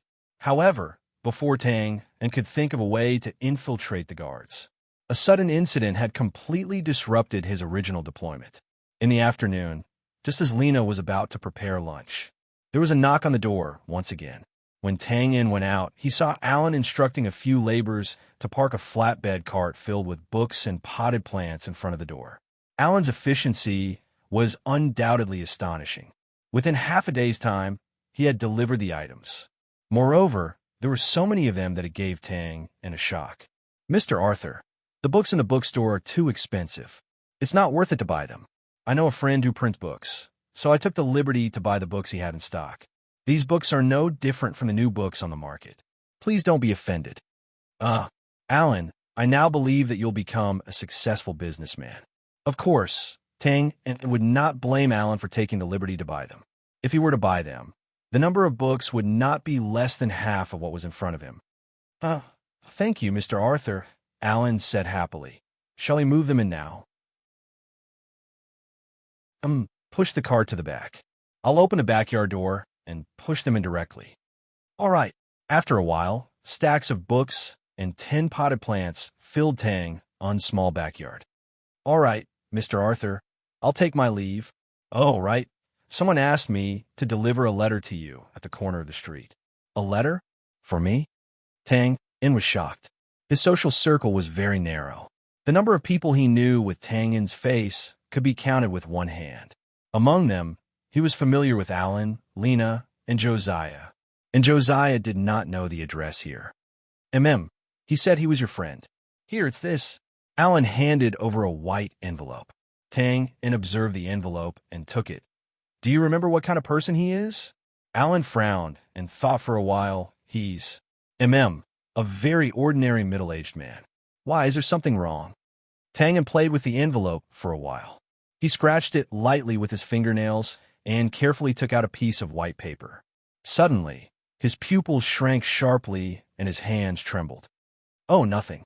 It's a friend I haven't contacted for a long time. Chapter 50. After Alan left, Lena walked out of the house and was surprised to see the mountain of books. Did you buy all these? Well, not bad. Tang looked up and smiled. How is it? Do you feel like you're surrounded by knowledge? Yes, but Lena picked up a book and said, this is pharmaceutics. Although it's related to doctors, it's generally in the field of alchemy. In this book, the effect of minor injury treatment belongs to the field of magic. It's something from the Temple of Light. Of course, this matter couldn't be blamed on Alan. It could only be said that Tang had no concept of a doctor from another world. At that time, he was talking about medical books. With such a wide range of coverage and the fact that these books were sold by weight, Alan naturally bought everything that was related to medicine. But this is also good. I can accumulate more knowledge to prepare for my promotion as a doctor in the future. That's good. Tang touched his nose awkwardly. The potted plants and the like didn't matter, but the books couldn't be piled up in the backyard. Tang's 2-story house didn't have a study. After some discussion, the two finally decided to move the books to the hall first and then take the time to buy a bookshelf. Lena also picked some small potted plants and put them in their rooms. It's really different having a woman. After a while, the originally monotonous room suddenly became much brighter. Tang, who had a sensitive sense of smell, always felt a faint fragrance lingering around his nose. It really did feel like home. After everything was packed, Tang returned to the room upstairs and began to tidy up the dagger and other things. A line of small words appeared on the letter spread out on the table. Mr. Assassin, please arrive at the end of Shirley Alley in the Western District at 6 o'clock tonight. The content was very simple and the language was very polite, except for the fact that there was no signature and the guest's identity was special. This letter was like an invitation to a friend to be a guest. Tang left the key on the table. After some thought, he also left the money he had on him, along with a deed to the house. The initial waves in his heart had already calmed down. This invitation was something that Tang had to attend. Since the other party had asked Alan to deliver the letter, it was clear that he already had a good understanding of him. To complete the system mission of looking for Ghastly, Tang would definitely stay in Lion City for a month. It was impossible for him to leave this dangerous factor that could explode any time by his side. Besides, Tang also wanted to know who the other party was. What was his goal? How did he see through his identity? The location of Shirley Alley in the Western District was not too remote, and there were quite a few residences at the entrance. However, this alley was too deep, so the area at the back was much more deserted, and many houses were abandoned. The largest abandoned house was the one at the end of the alley. If you asked the old man who lived here, he would tell you that it was once the residence of a very prosperous noble family. However, due to some unforeseen circumstances, this clan rapidly declined and eventually moved away from this place. This house was also put up for sale at the city affairs office, but because the price was too high, very few people were interested in it. However, tonight, the front hall of this deserted house was lit with a dim yellow light. There were dozens of people sitting quietly in different positions, as if they were waiting for something. These dozens of people were dressed differently. Some were masked in black, some were clad in leather armor. Occasionally, someone would take out a dagger and place it in his palm. The dagger moved nimbly between his fingers, and the cold light flashed randomly, dazzling one's eyes. Tang was sitting in the left corner of the hall, but his current appearance was very wretched. He looked like a midget man who was less than 4 feet tall.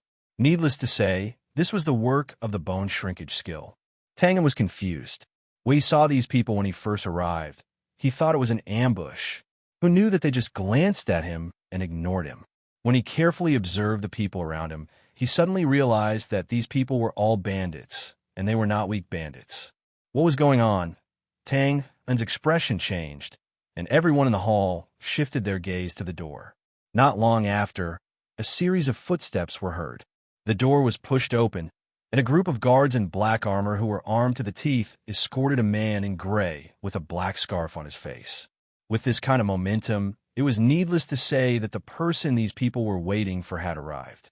The man in gray took 2 steps forward and cupped his hands. "Welcome, high-level bandits of Lian City." His voice was hoarse, as if his throat was being squeezed by someone. The people in the hall were all experts and naturally knew that this person was using a fake voice. At this moment, a man in leather armor with a cold expression stood up from the back corner of the hall and said, "Let's not talk nonsense. Are you the client?" "That's me." "Good. Mission request time." "Haha, straightforward. Then I won't be courteous. My mission is to steal something. But before that, I need to test all of you, because I only need 5 top-notch bandits." "What test?" The man in gray flipped his right hand and took out a brown wooden box. "In this house, there are 5 of these wooden boxes. Whoever gets it will be qualified to accept the mission. Of course, we have also arranged some traps.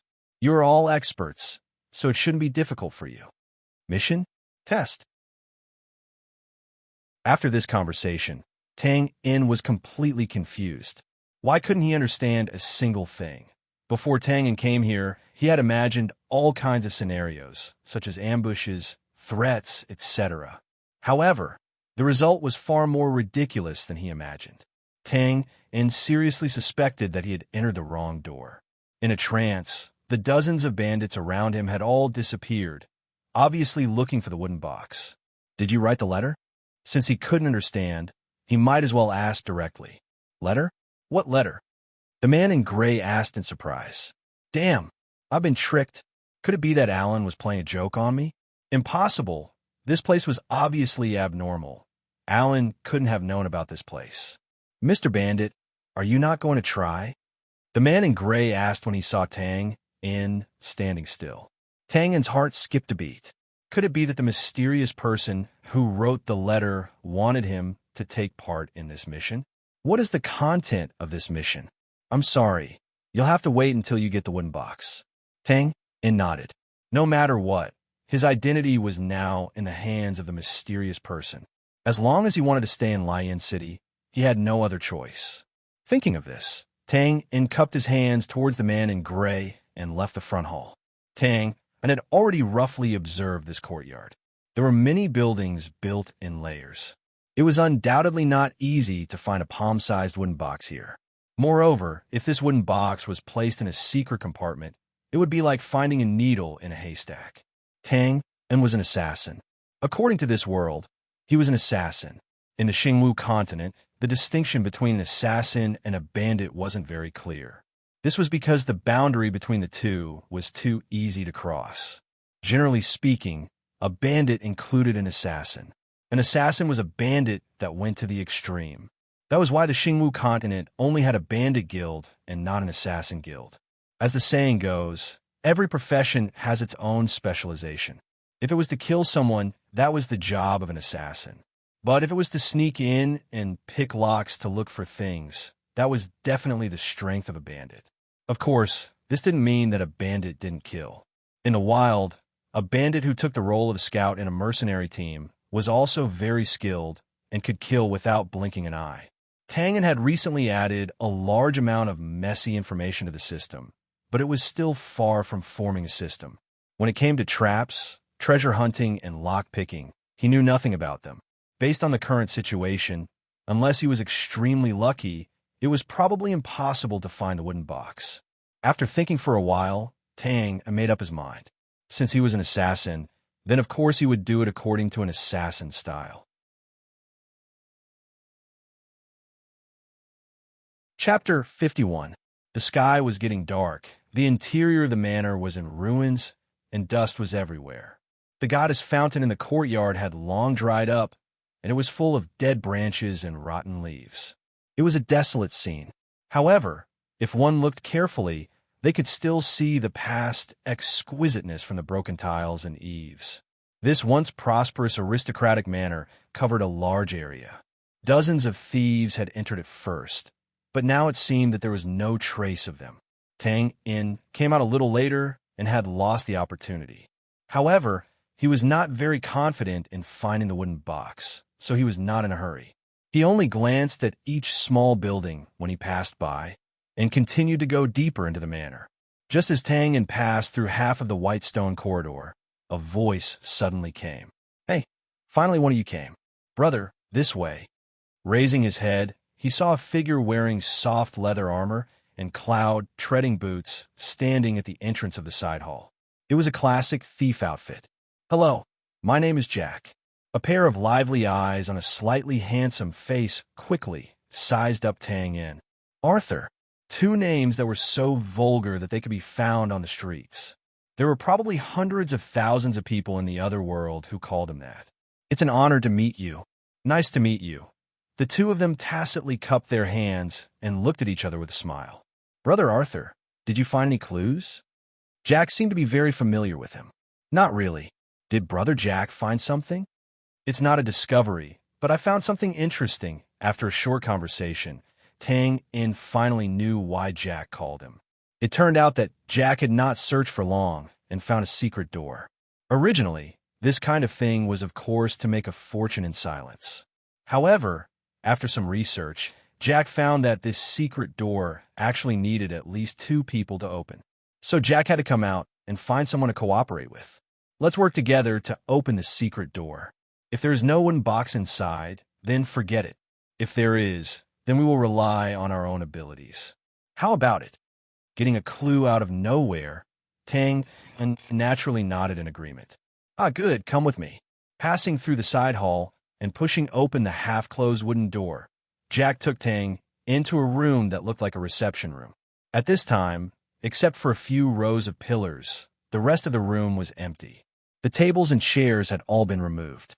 Some large tables that were not easy to take away were also completely destroyed and pushed aside. Was there a secret door here? Tangen looked around, but couldn't find any traces. With a light tap of his heels, a dull sound could be heard. Jack reached out and tapped the pillar beside him a few times. A small door slid open at the bottom of the pillar, and a dark golden handle appeared inside. Jack pointed at the ring on the handle and said, "There should be something like a chain here connected to the other handle, and then through a device, it can be activated at the same time. Now the device must have been removed, but thankfully, there are 2 of us, so we can activate it at the same time." This is professionalism. Tang rubbed his nose to express his understanding. The 2 of them stood in a diagonal line, their hands holding ice-cold handles. Jack took a deep breath. Up, Tang only felt his palms sink, and he hurriedly shouted in a low voice as he abruptly pulled the handle upwards. Zap, zap, zap. There were a few soft sounds of chains being dragged, and the floor in the middle of the room slowly sank. The designer probably also considered that someone would use the method of shaking the floor to test whether there was a secret passage below, so the stone floor design was very heavy. Even if the 2 of them worked together, they could only open a corner of the secret passage. However, even if it was just a corner, it was enough for people to vaguely see that there was a downward staircase inside. Harder! Seeing that the secret door was about to open, Jack shouted excitedly again. The red fighting spirit on his arm soared, as if a flame was burning on his arm. Tangen's movements were much quieter. Traces of blood-red light appeared on his palm. Double increase activated. Buzz. With a soft, muffled sound, some dust fell from the beam. The floor was finally completely opened, and a deep staircase appeared in front of the two of them. Huh. Jack chuckled and was about to speak. Suddenly, whoosh, whoosh, whoosh, tang, and only felt a chill from the back of his tailbone to his brain. Without thinking carefully, his body quickly twisted as if it was a conditioned reflex, and he spun backward. 3 streaks of black shadows shot past his ears, armpits, and waist. Bang, bang, bang. The wall behind him made a series of sounds, and stone chips flew. F***CK. Tangan looked at the 3 iron crossbow bolts nailed to the wall and could not help but curse. Cold sweat slid down his temples, and he was scared. If he had not recently studied the combination of speed and phantom skills, and had gained some experience, he was afraid that he would have died here. At the same time, Jack was also attacked. However, he was indeed a professional thief. Before the crossbow bolts were about to hit him, he dodged and retreated in advance, narrowly avoiding them. Damn, this mechanism is sinister enough. Jack exhaled. The design of the 3 crossbows was very clever. They were all fired from the staircase, and they calculated the position of the 2 people. If the person who activated the mechanism was too happy and careless, it was almost inevitable that they would be hit. Although there was a small situation, at least the secret door was opened. Tang, In, and Jack naturally would not retreat, just because of the danger just now. After Jack confirmed that there was no mechanism at the entrance, he took out a small, illuminating crystal and walked down the stairs first. From the stone steps under his feet, it could be seen that this secret passage was not built in a short period of time. It was probably planned when the aristocrat's manor was built. He just did not know if the people who issued the mission had found this secret passage. If they found it, there was no reason for them not to put the wooden box in such a good place to hide things. Such a simple reason, Tang, In, and Jack could naturally think of it. Therefore, even though they knew that there might be danger ahead, the 2 of them still unconsciously sped up. After safely passing through the stairs, the 2 of them came to a long corridor. Jack aimed the illuminating crystal at the large illuminating crystal embedded in the wall. Immediately, a beam of white light formed a Z shape and flashed forward, connecting with the crystal in front. Suddenly, the dim corridor was as bright as day. As far as the eye could see, there were no obstacles in the corridor. However, the 2 of them stopped here at the same time. Jack blinked his eyes. "Brother Arthur, why are you not moving?" Tang uncurled his lips and smiled. This secret passage was discovered by Jack. "How can I be the first to take it? You go first." "Haha, no need to be polite. Let's go, let's go." Jack waved his arm and pretended to leave. "And okay, let's go." After a moment, the 2 of them who were still standing looked at each other and smiled, then turned their faces away. Sinister, wretched, the 2 of them labeled each other in their hearts at the same time, referring to the mechanism before the secret passage was opened. As long as one was not stupid, they would know that the seemingly flat corridor in front of them was definitely dangerous. In such an environment, the 2 of them naturally hoped that the other would walk in front and take the risk. Knowing that the other party was not stupid, the 2 of them finally chose to go forward together. At this time, Jack's skills as a professional thief could be seen. He took out a boomerang from his waist. After planning the angle, he threw out the darts one by one. Whoosh, whoosh, whoosh. Suddenly, in the long corridor, a dozen boomerangs swept forward in a dazzling but orderly manner. Suddenly, whoosh, whoosh, whoosh, bang, bang, bang. Some of the boomerangs seemed to have cut something, instantly causing a series of chain reactions. Arrows flew, axes chopped, spears fell. The corridor became particularly lively for a moment. All kinds of weapons were shot from the ground, the walls, and above. Of the dozen or so boomerangs that were sent out, none of them returned successfully. When the dust settled, the corridor also changed its appearance at this time, becoming a display platform for 18 kinds of weapons. Seeing the scene in front of them, the 2 of them unconsciously swallowed their saliva. "Damn, this is a bit too much. Brother Arthur, this place is dangerous. Let me open the way for you." Before his righteous voice died away, Jack's figure swept forward like a gust of wind. Tang was stunned. The scene in front of him was undoubtedly very dangerous. Although he had broken through many mechanisms, it was difficult to guarantee that he did not miss any. Moreover, he was still uncertain whether there was a wooden box inside. Jack had suddenly rushed out like a hero dying for a cause. It was truly incomprehensible. Open the way for me? What a joke. Although they had not known each other for a long time, Tang was sure that this wretched guy would not be so kind. At this time, Jack was already close to the trigger trap at the front. His figure paused, and then he moved through the shining weapons with ease. Weapons? Tangon's heart moved, and he fixed his eyes on them. Damn, this wretched guy. Twain cursed under his breath as he followed Jack's footsteps and quickly ran forward. As mentioned before, this secret passage had existed a long time ago, and this noble's manor had been abandoned for a long time. Therefore, even if there were mechanisms, these knives and axes would not be shining like now, without a bit of rust. This was obviously added later. Thinking back to what the gray-clothed man said before, some mechanisms were arranged. It could be said that the probability of there being a wooden box inside was already set. Thinking of this, Tang secretly cursed, but he could not help but secretly praise Jack for being an outstanding thief.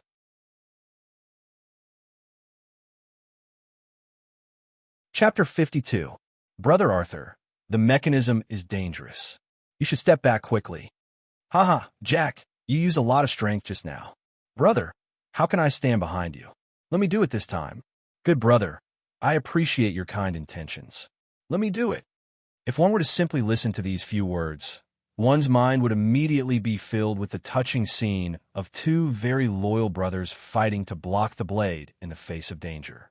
However, for the current Tang and Jack, there was nothing but wretchedness. After teasing each other for a while, Jack also knew that Tang had seen through the flaw. Then, he laughed and hurried on with his journey.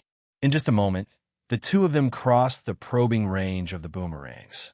There was still a long downhill tunnel in front of them. Jack looked at Tang, who was chasing after him, and gritted his teeth to continue forward. At the same time, he spread his hands in front of him, and a dozen more boomerangs flew out of his sleeves. This time, the boomerangs were sent out at different distances. The long ones were like whips and swept forward a probe.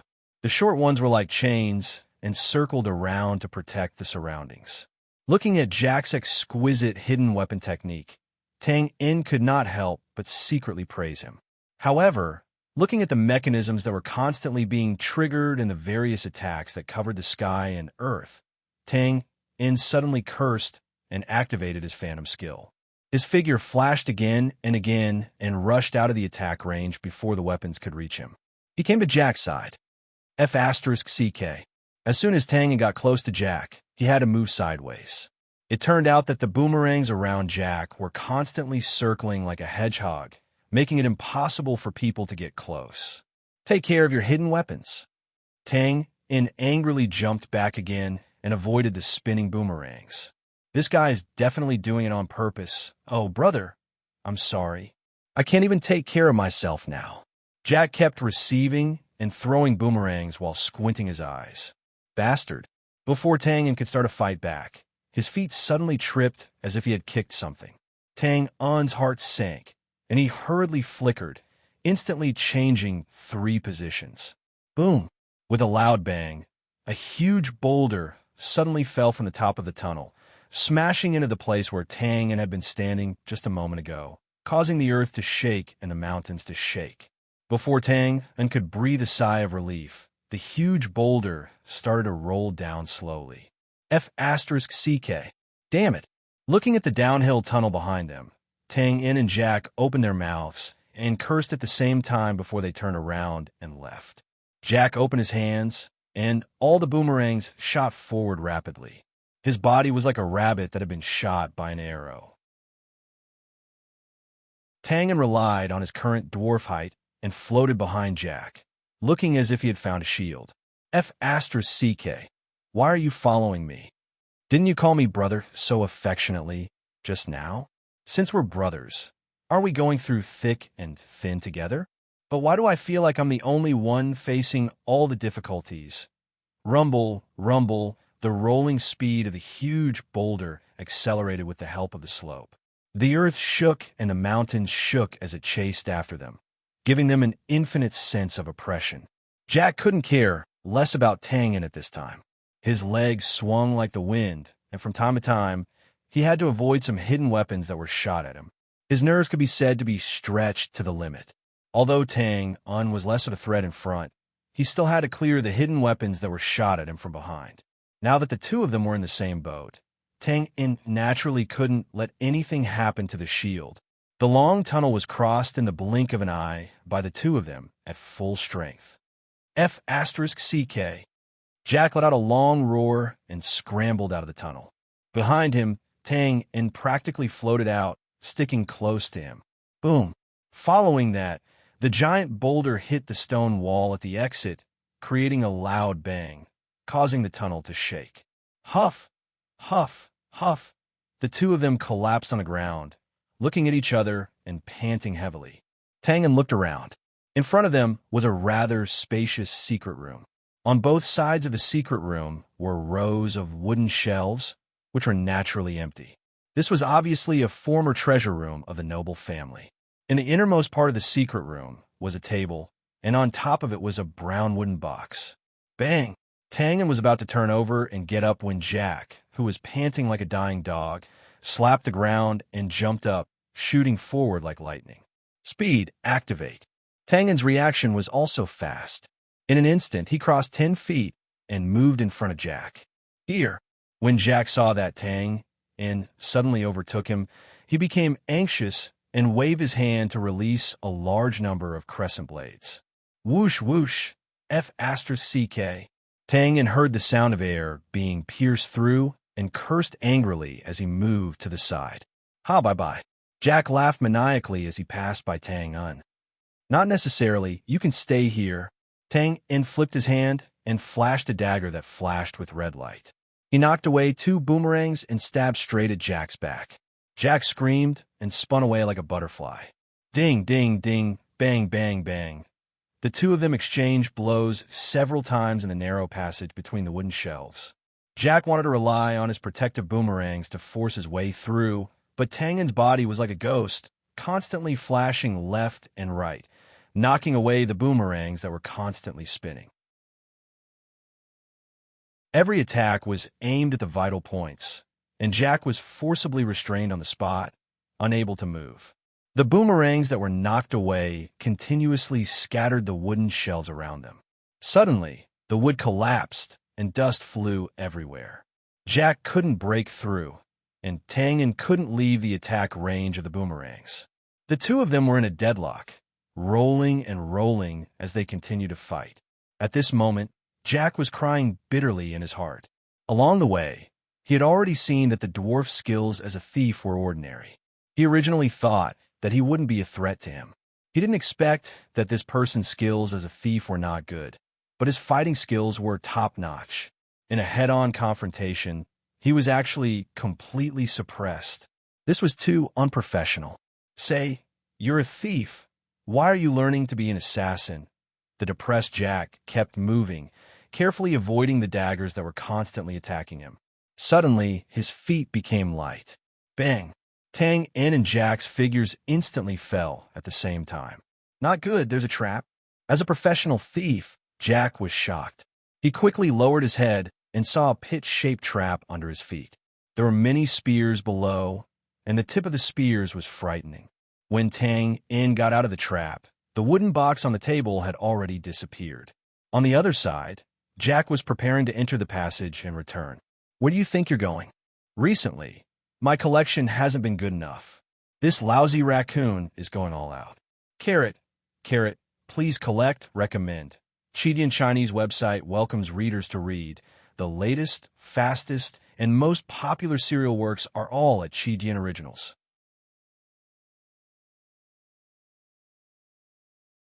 Chapter 53. The abandoned aristocratic manor was no longer as quiet as it was at the beginning. There were faint shouts and sounds of fighting coming from all over the place. The manor's living room was still relatively quiet at this time.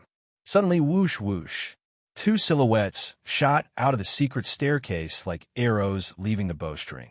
The silhouette in front knocked open the wooden door and fled. The figure behind immediately stuck close to him like a shadow. These two people were, of course, Tang In and Jack. "Brother, you're not particular. Let's start with our own abilities." Ding! Tang In flicked his wrist and knocked away the crescent blade that approached silently because of the sound. "No!" Tang In stabbed his dagger at Jack. "You're a thief. Getting the item is your ability. But I'm an assassin. Keep the wooden box or keep your life. Choose one." What? Jack dodged the dagger in a flurry and said in shock and anger, "You're really an assassin? Damn it, you're breaking the rules." "Oh, is there a rule saying that assassins are not allowed to participate?" The gray-clothed man only said that whoever could get the wooden box was qualified to take the mission. He didn't say that it had to be a thief. "Brother Arthur, you have to love what you do. It's hard to be a thief. Why steal our business?" Jack advised earnestly. "You don't have to worry about this. Hybrid talents are more popular now. Here." As soon as he finished speaking, Tang En's figure flashed, and several red lights instantly appeared around Jack. Jack screamed and waved his hand to throw out a thread-like thing that wrapped around the eaves in front of him. Then he swung it from above and landed in the courtyard. "Damn it! How many things does this guy have on him?" Tang En cursed and stepped on the stairs to chase after him. "Ha, storm of rose blossoms. Hit!" Jack, who was about to run, suddenly turned around and threw out a large number of hidden weapons. Whoosh! Whoosh! They completely enveloped Tang En. It had to be said that Jack grasped the opportunity quite well. Tang En was now in the air and had nowhere to borrow strength. Under normal circumstances, he would definitely be hit by such a large number of darts that were shot at him from all angles. At this moment, Tang En held his dagger horizontally in front of his chest. His body seemed to have stopped in midair for a moment. The red glow on the dagger shrunk, as if a flower of blood was about to bloom. Chaotic flower. The red light soared, and the blood flower shattered. The blood-red saber light suddenly erupted, covering Tang En's entire body. Bang, bang, bang. The crescent-shaped blades that were covered by the blood-red light were all crushed into fine iron shards that filled the sky. He landed on the ground and stood with his hands behind his back. Rip, rip, crash. In the middle of the courtyard, the statue of the goddess holding the vase collapsed with a loud rumble, scattering broken tiles all over the ground. This was caused by the impact of the scattered iron shards. God. Jack's mouth twitched. Tang En looked at the mess on the ground and pursed his lips. His trembling arms behind his back could not feel the pain for the time being. That's right, this was really a mess. Random flowers beginner. The dance of the dagger. The blooming of the bloody flower. Cooldown time, 1 minute. Consumes 300 blood chi. Back then, at the rear of the Flame Dragon Union's base, Tang En had used the half-baked random flowers to luckily repel the Bugnies.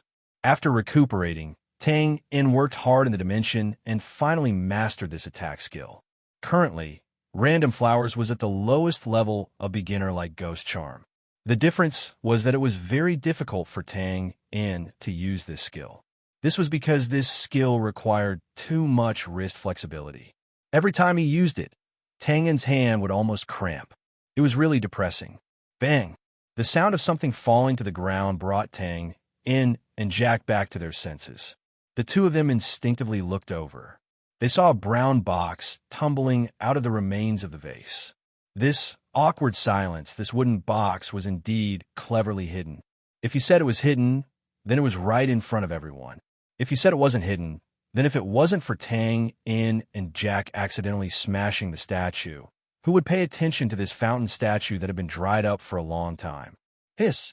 A silk thread suddenly shot over and was about to wrap around the wooden box. Tang En frowned and looked over. His long and narrow eyes narrowed slightly as he stared straight at Jack. Haha, it was an accident. Condition reflex, haha. Jack laughed dryly as he retracted the thread. What kind of joke was this? One wooden box was enough to make people want to kill him. Two wooden boxes. Looking at the broken statue on the ground, Jack gulped. How could he still be alive? Tang In walked over unhurriedly and picked up the wooden box. It was brown, just nice to hold, and was made of precious Phoebe. It felt quite comfortable to the touch. After playing with it for a while, Tang In put the wooden box away and looked up at Jack. Oh, what's with that look? What do you want to do? Jack bent over vigilantly and held a hidden weapon in each hand. Tang In was quite calm. I'm thinking whether it's better to have one or a pair. Of course, it's better to have one. The rarer something is, the more valuable it is. Is that so? Tang In took a step forward and said, non-committally, that's definitely the case. Let me tell you, you have to be kind. Jack took a step back and kept looking around. Haha, don't be nervous. I just want to ask you a question. Looking at Jack, who was about to run away, Tang In laughed and finally felt a lot better. Tang In certainly wouldn't grab Jack's wooden box. Not to mention, his hands were shaking now. This move was meaningless at all. After all, only one wooden box was needed. What's a question? Jack looked at Tang In suspiciously to make sure that it wasn't a plot to numb him. I want to know what's going on with this mission. After a conversation, Tang In finally understood some things from Jack. It turned out that the Thieves' Union had recently released a mission for thieves above level 5 in a mission board. The mission content was very simple. It was to gather here tonight. However, the follow-up reward was really attractive. It was 10,000 gold coins, so there were so many thieves gathered here tonight. When Tang In, who had turned back into a dwarf, and Jack returned to the front hall, they realized that the outer area had been cordoned off by the guards in black armor. However, after the two of them took out the wooden boxes, the guards in black armor politely invited them in. At this moment, there were only a few people in the hall. Other than the man in gray, there were 3 other thieves with wooden boxes standing at the side. Seeing Tang In and Jack enter, the man in gray laughed. Good, you guys are indeed the top thieves in Lion City. You actually managed to gather all the wooden boxes so quickly. All right, now that everyone is here, can we talk about the mission? The one who spoke was the man who had a cold expression at the beginning. Of course. The man in gray took out a scroll and spread it out on the table. Everyone, please take a look. Tang In and the others went forward and saw a large number of lifelike buildings depicted on the scroll. There were tilting towers, castles, courtyards, lofts, and so on. This is a noble's castle? Jack frowned and said. A noble's castle was an upgraded version of a noble's manor. It was the base of some powerful nobles. The man in gray nodded. That's right, this is the Aston family's castle. Aston? The thieves were stunned. Of course, they knew about the Aston family. Even Tang In had heard of them. They were one of the 4 Earl families in Lion City and were very powerful. Could it be that the location of this mission is here? One of the thieves asked. That's right. The mission is to steal something from the Aston family's castle. Do you dare to give it a try? After a moment of silence, the cold male thief said, You don't have to provoke us. Since ancient times, wealth comes from danger. This is especially true for thieves. Since we're already here, of course we have to give it a try. The thieves nodded. It was true that the Aston family was very powerful, but they were thieves. Their mission was to steal something, not to face the Aston family directly. Moreover, the thief profession was a profession that walked on the edge of danger. Apart from Twain, everyone here was a level 5 thief and above. To be able to reach this level, of course, they were all brave people. To them, danger was nothing more than excitement and challenge. Seeing that the thieves were willing to give it a try, the man in gray curled his lips. Good. You have guts. This time, we're going to steal an account book. Account book? Yes, more specifically, the account book of the Aston family's smuggling. Jack stared at the scroll and said, The Aston castle is so big. Are there any clues? Yes. The man in gray pointed at the scroll and said, We've received some information. This castle has 5 secret passages. Earl Aston's bedroom, study, storeroom, tilting tower's secret chamber, and a small meeting hall. The account book should be in one of the secret passages. You can choose a place to search. As long as one of you can take out the account book, the others will get 1,000 gold coins. I choose the storeroom, Jack said first. I choose the bedroom. After a while, the 5 of them were assigned to search. Tang In chose the study. The man in gray spoke again. Good. The Aston family will hold a large gathering at 6 o'clock tomorrow night. There are invitations in the wooden boxes in your hands. After the mission is successful, you can come here and give me the account book in exchange for the reward. Yes. Is there anything else you don't understand? Jack looked left and right and spread out his hands. Good. Then I'll wait for your good news tomorrow night. After saying that, the man in gray cupped his hands and led the black-armored guards out of the front hall. Tang In naturally had nothing to say to these thieves. He turned and left the noble's manor. Chidian. Com welcomes readers to visit and read our latest, fastest, and hottest serialized works on Chidian Originals.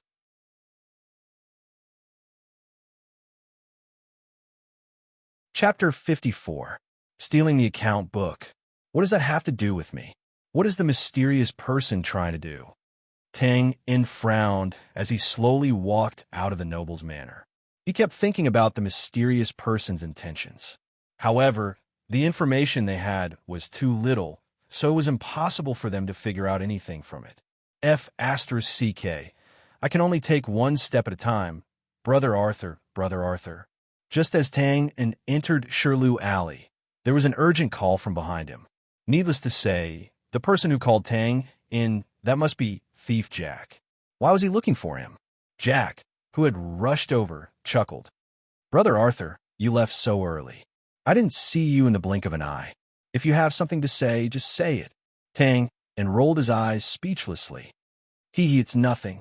I just wanted to ask what you think of this mission. What do you think? Tang In shrugged. I'm not a thief. What can I think? That was the truth. After the test of finding the wooden box tonight, Tang In knew the difference between him and a professional thief. He really couldn't find hidden doors or break through mechanisms. At least, he couldn't do it now. Tang In would definitely go to the Aston Castle. However, he would go there to find some clues and find the mysterious sender. As for the mission of stealing the account book, Tang In was basically just playing along.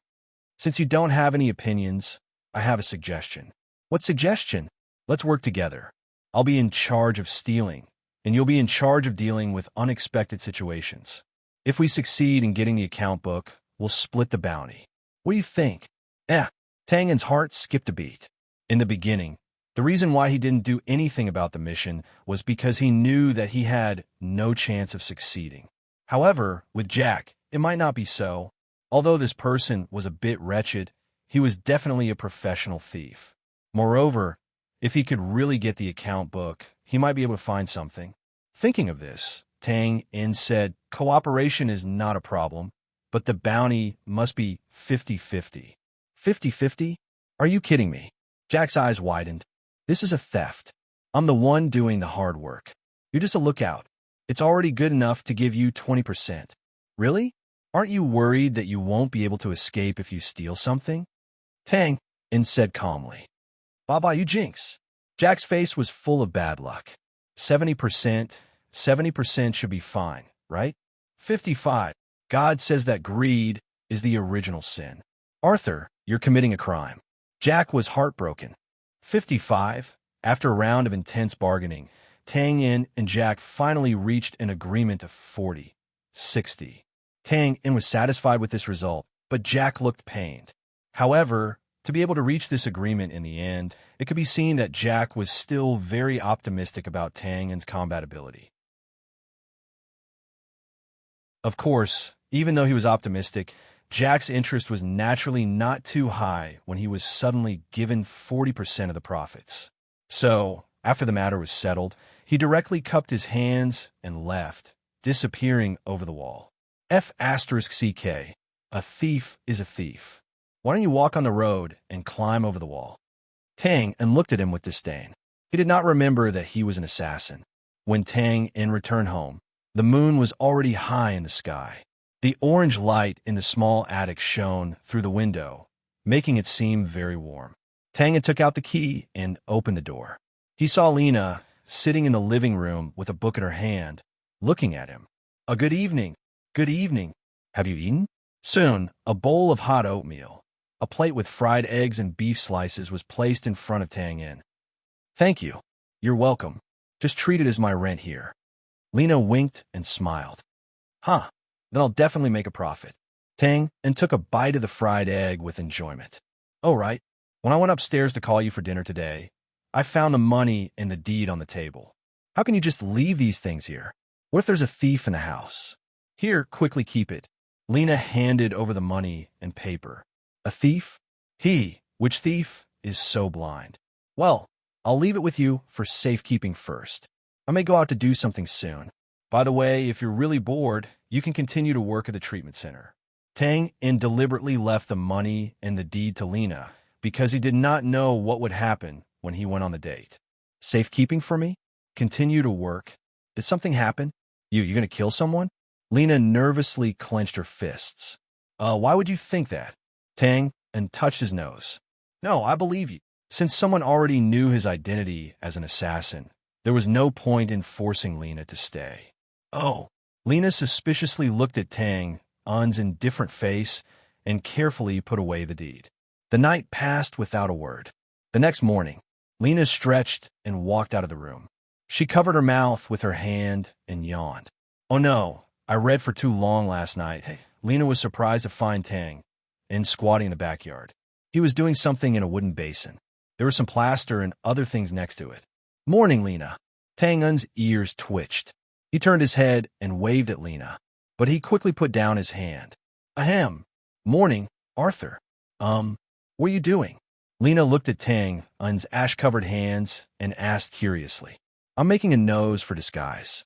Tang put his hands back into the basin. He seemed to be sculpting something. "Nose?" Lena's eyes widened.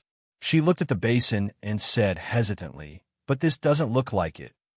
This is a half-finished product. It's not done yet. It looks interesting. Can I help?" Lena was eager to try. "My hands will get dirty. Can you help me make some paint?" "Yes, those few bottles. The ratio is 5-3-1. "Yes, no problem." Tang got up early in the morning to disguise himself for the banquet at night. According to the invitation in the wooden box, his identity was a timber merchant from the north of the empire. This merchant really existed, but he might not be able to come to Lian City in his lifetime. Since no one had seen him before, Tang could do whatever he wanted. There were disguises in the other world. The cold-blooded assassin that Tang killed on the streets had good disguise skills. But the old butler disagreed. According to him, the disguises in the other world were superficial. For example, using plant juice to change one's face would be broken after a little cleaning. The practicality was too poor. The old butler taught Tang a disguise method in the later world. It was roughly using plaster and soft clay to make a model, then color it and other post-processing. Without a doubt, the effect of this disguise was much better than the primitive methods in the other world. Of course, it also took more time. Originally, Tang wanted to make a complete mask, but it would take at least a week. So he had to settle for the next best thing, which was to make some parts. "Isn't this nose too high? It looks handsome." "Aya, this is bad. There are 2 holes. That's the nostrils. P.S. 1. Bow to thank Xuanzi Zhong for the review vote. 2, 3. Phew. I can't afford to hurt a handicapped raccoon cat. These 3 chapters are really killing me. Okay, I won't complain anymore. Now is the time to ask for a bookmark and recommendation vote. Come on, come on. Smash me to death, carrot carrot."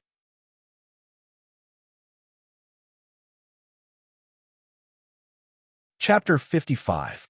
There were wide and clean roads, luxurious manners, and cavalrymen patrolling the streets from time to time. This was the East District of Lian City, where most of the nobles' mansions were located. After driving a little deeper into the city, a majestic building suddenly appeared in the middle of a large manor. Under the cover of the night, it looked like a prehistoric beast that was looking down on everything. Thick black stone walls, imposing dark golden doors, and an anchor-shaped symbol hanging above the doors. This was the Aston family's castle. Looking at the towering walls, Tang exhaled a breath of white air and rubbed his hands uncontrollably. It's really imposing. The security is also tight. The latter's comment was about the cold, giant crossbows and unknown metal pipes on the walls. Fortunately, he did not need to climb over the walls this time.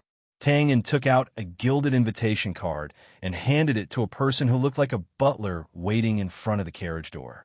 The butler took the invitation card and opened it, then bowed slightly. "Sir Ambrose?" "Sir Peter, welcome to the guild." "Please." Tang nodded. Then the carriage entered the castle through the doors. Whoa! Tang raised his eyebrows. His eyes suddenly opened up. The plaza, the fountain, the statues. Everything was perfect and magnificent. The carriage stopped at one side of the plaza. Then Tang walked toward the main hall. Why does the person in front look so familiar? Josiah, the woman in front of him, who was wearing a long pleated dress, turned around in shock. She had golden brown hair and a handsome yet gentle face. It was Joja, whom Tang had not seen for a long time. "Hi, Betsy." At this moment, a woman in a fiery red dress ran out from behind Tang and hugged Josiah. Tang pursed his lips. "This meddling woman is here too. It's really you. I wasn't sure just now. I haven't seen you in a long time." Betsy grabbed Josiah's arm and said cheerfully, Yeah, something happened recently, so is it because of Winston? Sorry, I shouldn't have said that." Betsy stuck out her tongue. "Winston?" Josiah shook his head subconsciously. "Winston is quite upsetting. Forget it. Let's not talk about this. Let's have a good chat tonight." Sure. You don't know how bored I've been recently. There's no one to play with me." "Wow, the dress is so beautiful and fluffy. Your figure is so good. I don't even dare to wear it. There's a silver ring inside. It's very heavy." Betsy held Josiah's hand, and the two of them walked inside, whispering to each other and laughing from time to time. "Winston?" Tang smacked his lips and followed him into the hall. The melodious sound of the violin, the crisp sound of glasses clinking, and the slightly noisy chatter. Tang had just entered the hall when he felt his body warm up, and all kinds of sounds rushed to his face. Such gatherings were very common among the aristocrats, the only difference being the scale. It was similar to the one Tang had attended at Winston's Manor previously, which was a small themed music gathering. Of course, tonight's gathering was undoubtedly a large-scale banquet. Such gatherings tested the comprehensive abilities of the organizers. Therefore, to a certain extent, this was also a way to show off one's abilities. Tang picked up a glass of wine and slowly walked into the crowd, browsing the entire hall without leaving a trace. From time to time, he seemed to be attracted by a conversation and went closer to listen. From time to time, he seemed to have met a familiar person and raised his glass from afar. Under such circumstances, naturally, no one would reject him. The person who was signaled would often return a smile and raise his glass to drink gently. Then, after Tang walked past, he searched his mind furiously. Who was that person just now? Which gathering did they meet at? The older people talked about current affairs, while the younger people talked about romance. Businessmen talked about business deals and cooperation, while women gossiped about interesting things. It was something like that. Tang also saw Josiah and Betsy. Right now, quite a number of aristocratic youths had gathered around Josiah. These youths were either elegant or calm, affectionate or playing hard to get. They were like peacocks spreading their tails, competing to show off their beautiful feathers. Of course, it wasn't strange for such a phenomenon to occur. It was said that a woman's intelligence was inversely proportional to her appearance. However, this saying clearly didn't suit Josiah. Upright, youthful, and clean-looking. Yet, he was also a noble and mysterious magician. Josiah had the capital to make people so infatuated and crazy. Back then, when Winston had fiercely pursued Josiah, these people had felt that their chances weren't high. However, now that Winston had been assassinated, Josiah had become a flower without an owner. Naturally, everyone wished to become his flower protector. Compared to Josiah, who was surrounded by the crowd, Betsy appeared to be much more depressed. Her good friend was surrounded and couldn't get away. Due to some family reasons, no one was willing to get close to her. At this moment, she could only puff her cheeks and sulk at the side while drinking alone. Not long after, Tang had already walked around the hall and memorized all the entrances and exits. At the same time, he also realized that there was one thing that everyone talked about the most tonight. Good evening, Lord Paul. Good evening, Lord Locke. Why haven't I seen Victor recently? You still don't know? Something happened in his family. Don't tell me he's being targeted by the aristocratic alliance. To be precise, he's being targeted by the aristocratic alliance led by Count Robert's family. The business that his family has been operating for a long time is about to be destroyed. Sigh, poor Victor. Is there no way to stop this alliance? It's difficult. If it's just the 5 Viscounts, the problem could be solved easily. But now, the Robert family is taking the lead. TSK, their strength is terrifying. Then they're just going to be allowed to grow. That won't be the case. What do you think tonight's gathering is for? I heard that a few Viscounts have approached Count Orston and wanted him to lead an alliance to fight against the aristocratic alliance. Phew, that's good. With the Orston family stepping in, they should be able to suppress the aristocratic alliance. Who knows? The aristocratic alliance hasn't made any moves recently. I don't feel at ease. I keep feeling that they're going to do something. Locke, you're thinking too much. Maybe they've heard that the Orston family is going to step in and give up? Sigh, I hope so. Similar conversations continue to spread throughout the hall. Everyone was obviously very wary of the aristocratic alliance. Of course, this had nothing to do with Tangen. He was just casually listening. Not long after, he found an acquaintance while strolling around. On the right side of the hall, there was a long table made of cedarwood. There were all kinds of delicacies, wine, and exotic fruits piled up on it for the guests to take as they pleased. At this moment, a well-dressed and elegant young man was standing beside the table. His hand was casually tapping on the table as if he was considering which food to choose.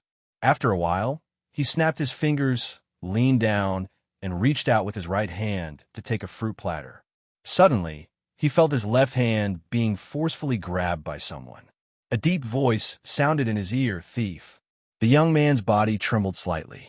His left hand slipped, and a blade flashed past his sleeve. The person who grabbed his left hand seemed to know what he was about to do. He pressed down and forced the blade back. Then, the young man felt a pain in his left wrist. He couldn't help but open his palm, and the person standing behind him stepped back. The young man suddenly turned around and saw a gloomy-looking, middle-aged man sizing up the silver spoon in his hand with interest. His aquiline nose was very eye-catching. TSK. You didn't even let go of the spoon. Jack, you really have the demeanor of a thief. That's pure silver. Hey, you're Arthur? Jack asked hesitantly. Nonsense. Who else could it be if not me? Tang rolled his eyes. Jack's eyes constantly swept across his face. How are we splitting it? 50-50. Tangen's answer was resolute and decisive. Get lost. Oh God, it's really you. How did you do it? It's a secret. Don't touch it. Don't break my nose. Tang slapped away Jack's paw that was about to touch his nose. Unbelievable. This disguise is amazing. Jack praised Tangen's disguise. In fact, he had also applied a layer of something on his face and changed his hairstyle. However, in the eyes of a professional, it was still possible to see through it. For example, Tang had recognized him just now. All right, let's be serious. When do we do it? Jack clearly had a plan. He said without hesitation, when Earl Orston comes out, this place is closer to the study. We'll go there first. If not, we'll go to the storeroom. Okay, then I'll go observe the terrain. Wait, give me back the spoon first.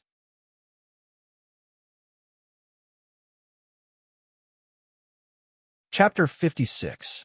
Austin Castle took up a large area, and the architectural style leaned towards toughness. If the heavy iron gate in front was closed, it could be said to be a small war fortress, easy to defend and difficult to attack.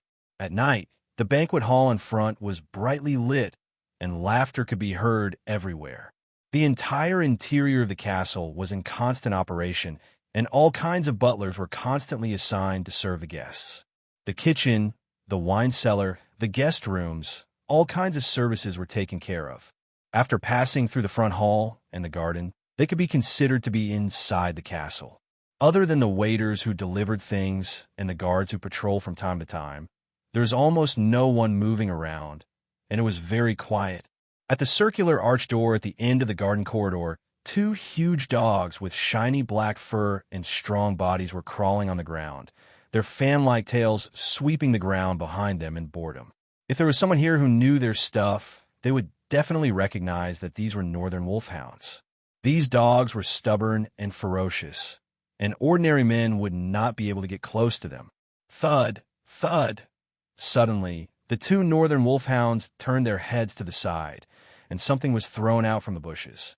The two dogs' noses twitched, and they could not help but stand up. Their liger-like bodies moved forward, approaching the rolling bone.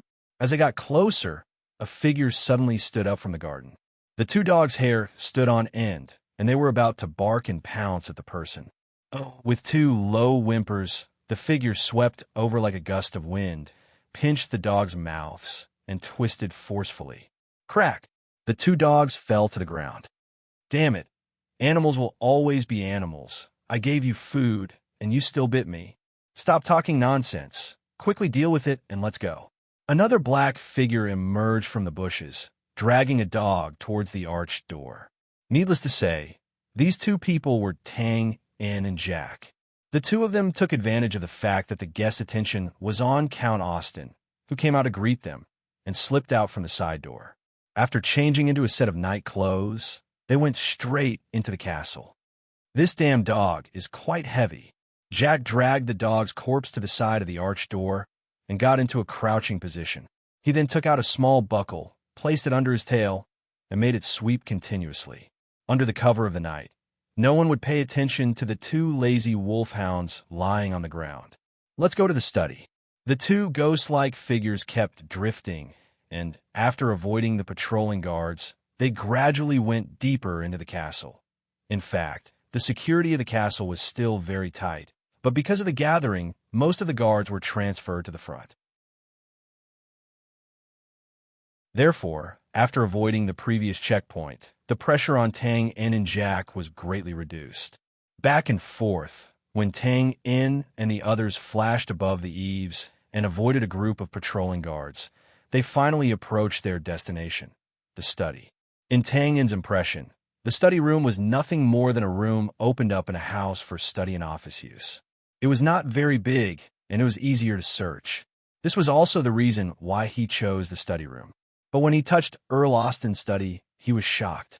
What kind of study is this? The library. It was no wonder that Tang In had such a country bumpkin mentality, because there was a 3-story loft in front of him.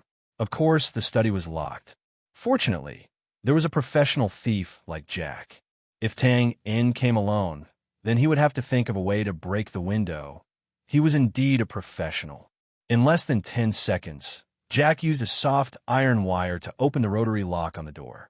After pushing the door open and entering the room, Tang In and Jack gradually raised their heads, and their mouths were wide open. F***CK, a ring-shaped bookshelf about 8 meters tall came into view, and all kinds of large books were lined up on it. It was absolutely spectacular, absolutely domineering, absolutely a pain in the ass. Are such tall books easy to carry? It turned out that the 3-story loft from the outside had been hollowed out on the inside. Other than the bookshelf, there was a huge office desk and a few bonsai plants in the corner. It looked very spacious. There's a secret passage here. Tang In looked at Jack. Jack was wearing lambskin gloves, with a small hammer in his left hand and a black iron block in his right. He walked forward and began to study the desk, bookshelf, and bonsai plants. Tang In naturally could not interfere in such professional matters, so he stood aside and observed the domineering bookshelf. After taking a closer look, Tang In was immediately amused. It turned out that the large books were all brand new, and there were no traces of them being flipped through. They were all just decorations. thinking about the black-bearded Earl Aston with a thick cigarette in his mouth. Tang In chuckled. No wonder people said he looked more like a pirate than a noble. Jack had already focused on the bookshelf. After a while, he stopped in front of a book, and the black iron block in his hand was sucked onto the wooden shelf. Magnet, Tang In suddenly realized. Jack took down the rows of books and could not help but frown. There was nothing behind it. He knocked on the wooden shelf, and the sound was dull.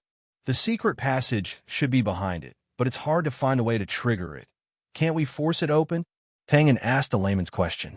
Jack was speechless and opened his mouth. Brother, we're thieves now, and this kind of device will definitely alarm the police if we force it open. Then what do we do now? I reckon that the way to trigger it is still in these books. No way. Tang In looked up at the mountainous bookshelf. We won't be able to do it even if we flip through these books until tomorrow morning. There must be some clues. Earl Aston is a vulgar person, and he can't remember complicated methods. Jack's eyes kept sweeping across the rows of bookshelves. Tang In could only walk to the other end of the bookshelf and start observing. It had to be said that it was very stressful. After reading a few lines, Tang In felt dizzy, and his neck felt uncomfortable. A distraction. F***CK. Which line was it just now? Tang In, who had to start from the beginning again, suddenly had a thought, and his eyes swept back to the books. The Warrior's Faith, Sword Crafting Secrets, Thornflower, The Art of War Command.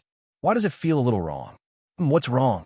Tang In's consciousness told him that there was something wrong with these books, but this consciousness was not strong enough to let him blurt it out. It felt like there was a fishbone stuck in his throat, and it was very uncomfortable. No rush, no rush. Tang In tried hard to calm his mind. If there's a problem, it means that one of these books is different from the others. If the difference is hard to find, then let's find the common point first. Common point? Pa! Tang In slapped his hand. I got it. Big brother, lower your voice. You got it? Jack, who was almost dizzy from reading, was suddenly jolted awake by this sudden sound. Sorry, I got a little excited. Look at all the books here. Most of them are arranged in alphabetical order, but there are a few books. For example, the Thornflower in this line. Its first letter is clearly different from the others. It shouldn't be here. Pa, that's right. This time, it was Jack's turn to be excited. He quickly picked up a ladder and placed it on top of the bookshelf. Then, he pulled the book. Hiss, a soft sound rang out as the book was pulled down from the top. A wire as thick as a pinky finger could be seen attached to the book. With this as a precedent, the next few books that were placed in the wrong position were quickly found. As the sixth book was pulled open, the bookshelf where the magnet was placed slid silently to both sides, revealing a bright silver metal plate with a handle. Jack cheered and rushed forward to pull the handle. There was no passageway behind the metal plate. Instead, there was a huge crystal lock shining with red, blue, and yellow light. No way. Jack scratched his head and groaned. Tricolored magic lock?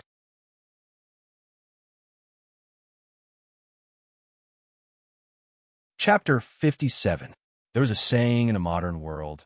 There are no two identical leaves in the world.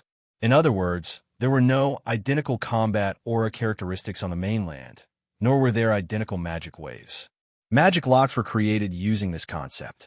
The specific operation method was to refine an ingenious crystal lock and key that could accommodate magic elements through alchemy, and then ask a magician to inject magic into the two. When the key of the same wavelength was inserted into the crystal lock, the magic elements inside would automatically circulate for a cycle, and the lock would be opened. Of course, this kind of lock still had an obvious flaw, and that was to ensure that the magician who inputted magic only made one key. Smart people quickly realized this problem, and many enhanced versions of 2-color and 3-color river crab magic locks were born. The principle was the same, but the crystal lock was more complicated and a few more magicians were needed. But it was undeniable that the security was greatly improved. Now, in front of Tang In and Jack was this kind of 3-color river crab magic lock that was so safe that it made people's balls ache. After listening to Jack's explanation, Tang In also scratched his head. Then you can't break this lock? There is no lock that a thief can't break. Jack first confidently threw out this thief's maxim, and then his shoulders slumped as he said dejectedly, I've broken single-color magic locks before, but I'm not so sure about three-color ones. Well, the key is that I don't dare to break it. What do you mean? Tangan asked. Jack sighed. If a single-color magic lock fails to break, the consequence is that the crystal lock will be destroyed at most.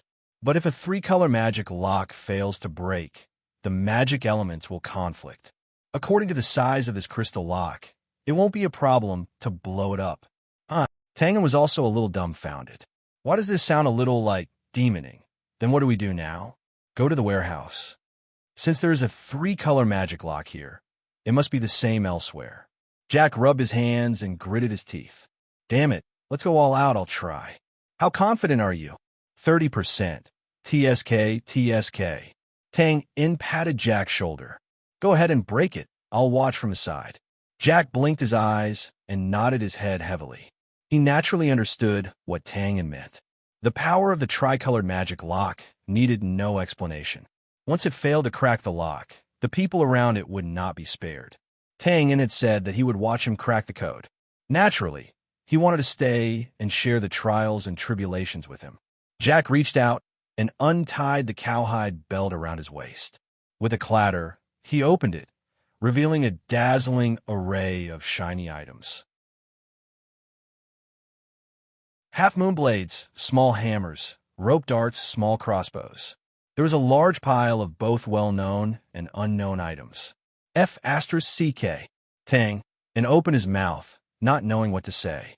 This put a lot of pressure on him, who had always fought with only one dagger.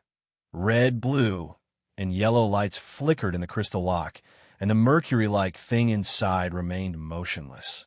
In the middle of the crystal lock, there was a cylindrical hole about 2 inches in diameter. It should be used to insert the key. Jack took out an empty crystal pillar, tweezers, a knife, and a fine needle from his belt. After comparing them with the diameter of the cylinder, he used the knife to cut off 3 sections of the crystal pillar that were the same length as the diameter of the hole. Then, Jack picked up the fine needle and took a few deep breaths. Suddenly, his hand moved like the wind, quickly touching the wall of the hole. Ding, ding. 2 soft sounds were heard, and the needle was instantly withdrawn.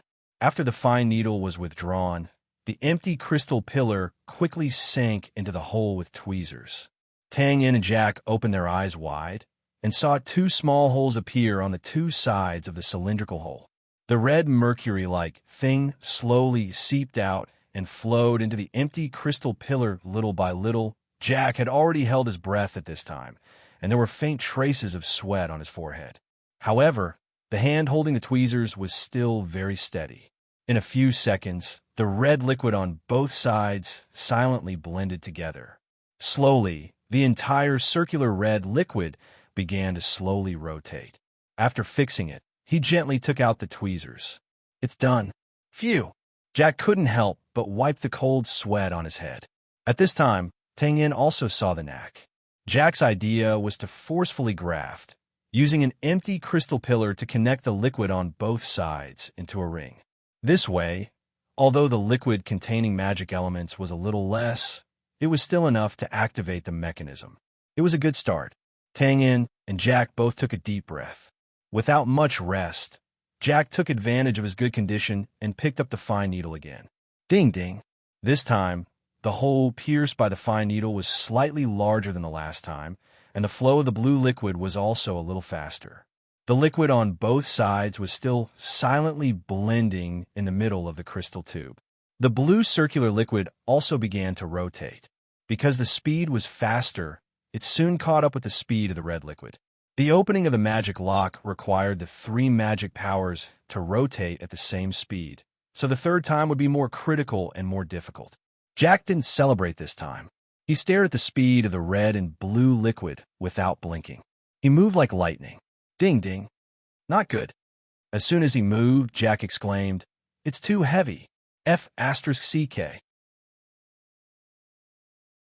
Tangan's scalp was numb, and his eyes were fixed on the crystal pillar.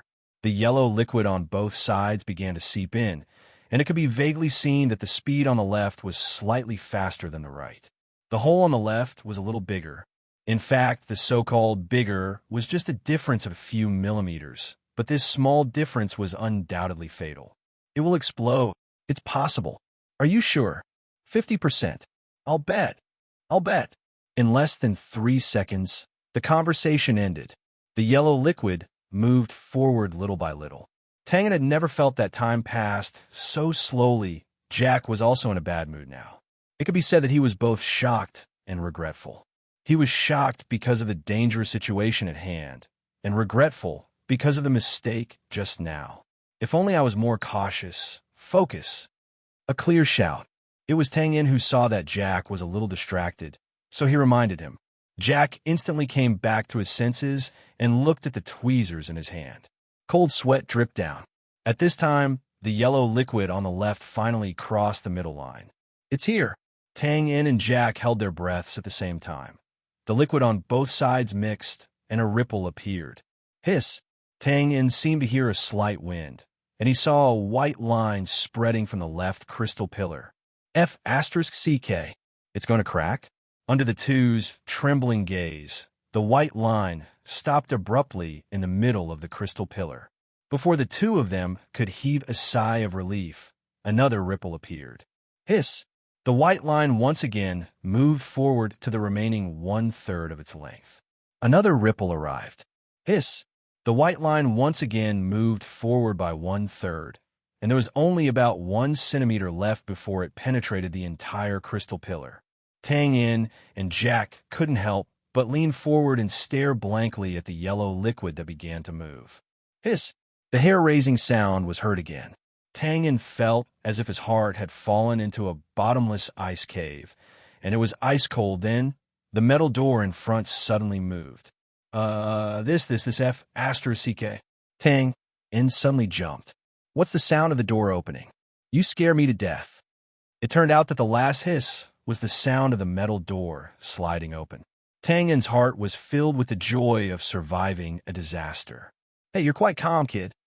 Tangen saw that Jack's body and expression didn't move at all, and he was very puzzled and impressed.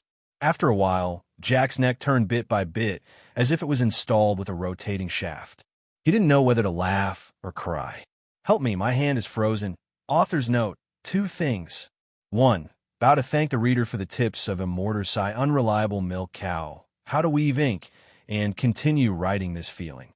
Civic cupped his paws and thanked everyone. 2. Censoring. Civic was really depressed.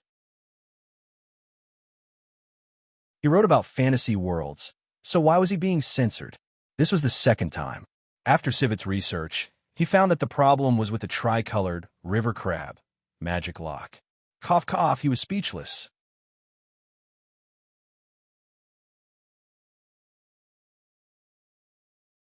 Chapter 58.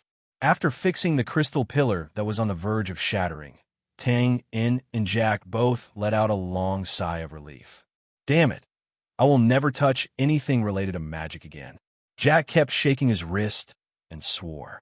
Useless. Your hand froze when you're holding something. You have no future as a thief.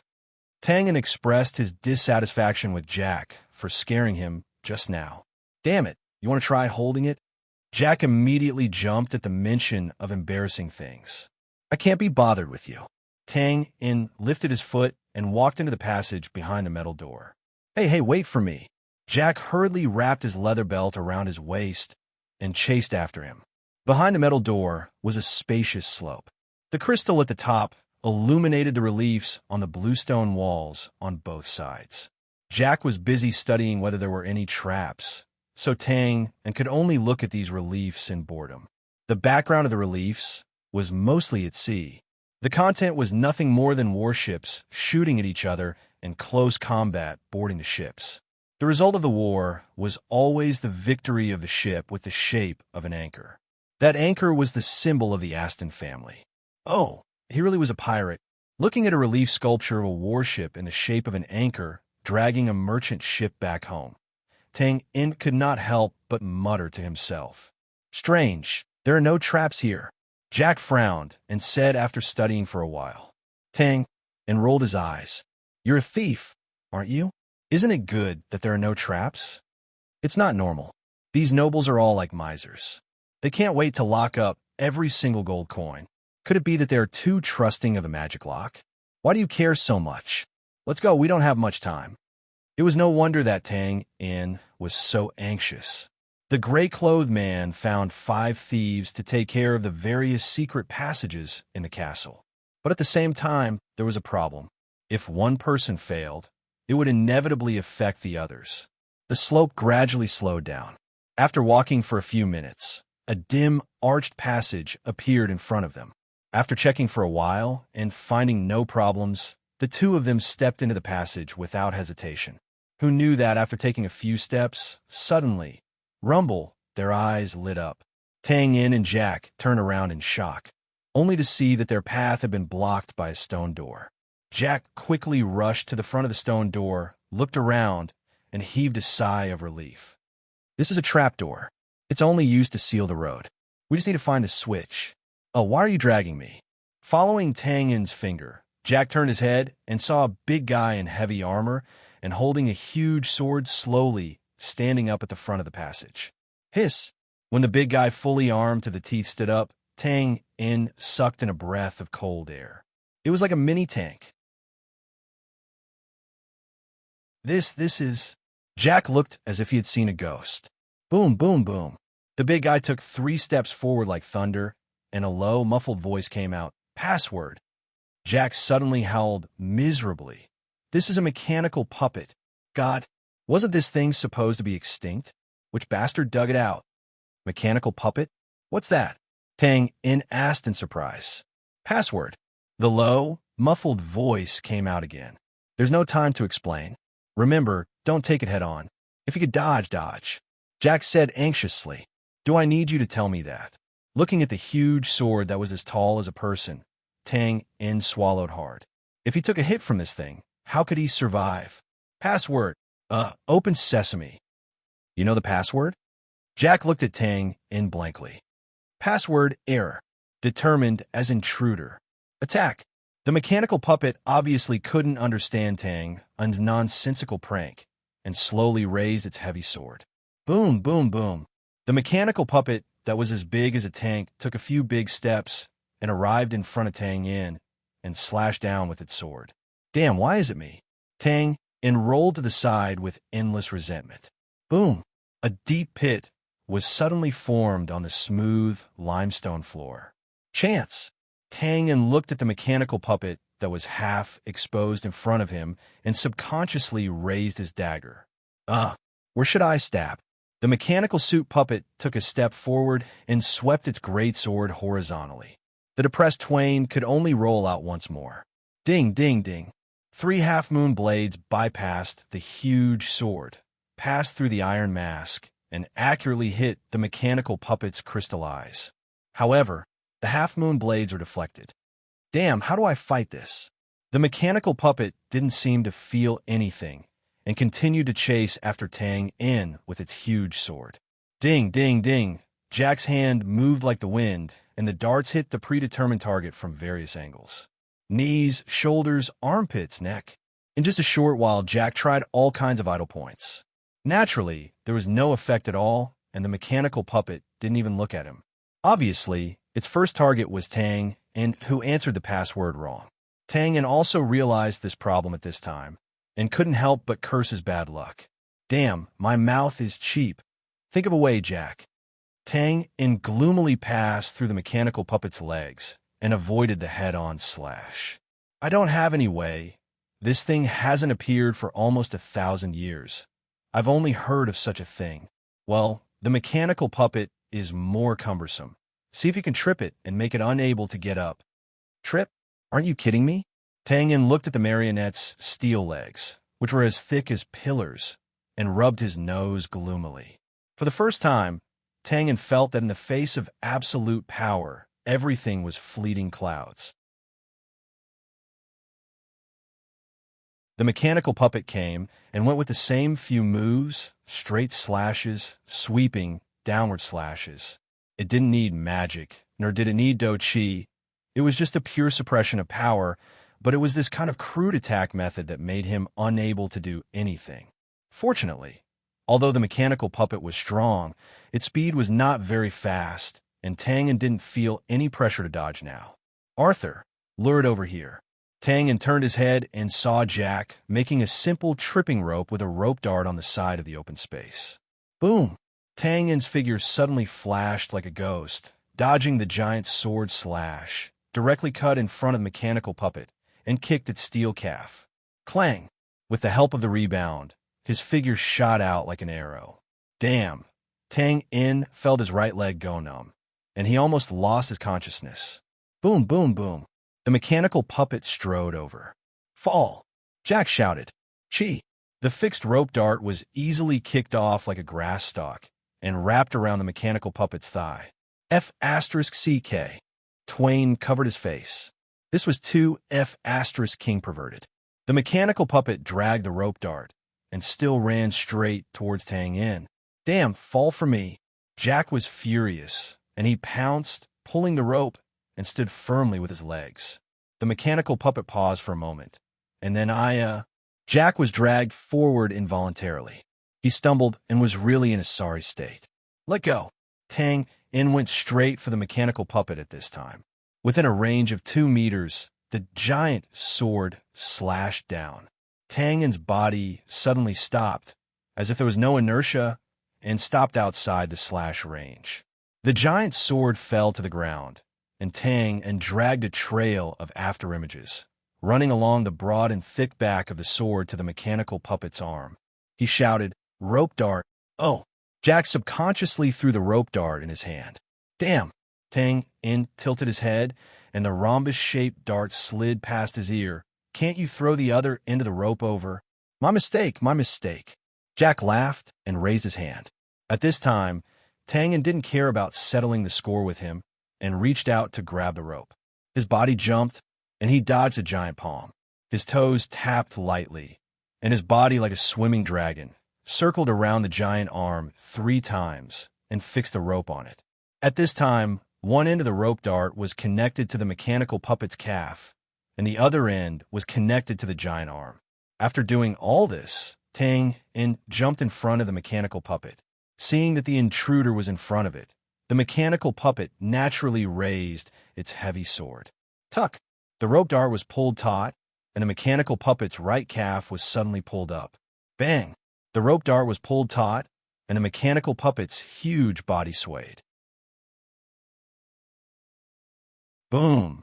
The mechanical puppet fell on its back on the limestone floor, and Tang-in, who was standing at the side, only felt the ground shake. Done! Tang-in and Jack couldn't help but high-five.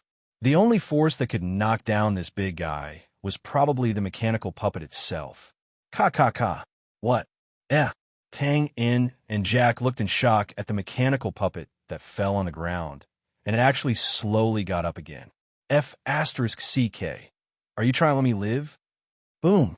The mechanical puppet that stood up again took a step forward, and Tang-in and Jack quickly retreated like birds startled by the twang of a bow. However, after this mechanical puppet took a step forward, it suddenly stood still. Intruder attack. Password. Guard. Tang-in and Jack looked at each other. What was going on? Self-destruct. Activating self-destruct 3. A low, muffled voice sounded, and the mechanical puppet suddenly trembled, as if it was convulsing. 2. Some mist-like things were spurting out from the gaps of the armor. Self-destruct? Self-destruct. Run! Jack screamed, turned around, and sprinted. Seeing Jack's reaction, Tang-in also turned around without hesitation. Activate quickly. Boom! A deafening explosion came from behind, and Tang-in and Jack were directly knocked to the ground. Clang, clang, clang. All kinds of iron bars, bearings, and other parts poured down like a storm, smashing everywhere. Tang-in got up and looked at the parts all over the ground, confused. Why did it suddenly self-destruct? Ouch! Jack's luck was not very good. He was brushed by a piece of armor on his back. I was wondering why there were no traps. Magic locks, mechanical puppets. These nobles are F***king perverted. Following that, Jack told Twain about the mechanical marionette. About 1,000 years ago, the West Swamp continent was not like now, where two tigers were fighting each other. Instead, it was a chaotic war between various countries and nobles. War was a major driving force for the development of science and technology. Alchemy advanced by leaps and bounds at that time, reaching its peak. Alchemists created many killing machines for war, and mechanical puppets were one of them. Once these puppets, which did not need to sacrifice soldiers, were born, they were widely loved by ambitious people. The war escalated under the influence of various alchemy items, and finally, an all-out war broke out between various countries. There were no winners in this war.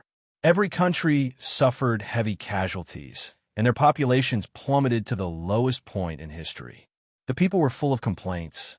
The kings of various countries were finally afraid, and with the mediation of the Temple of Light, which had just risen at that time, the countries declared a truce.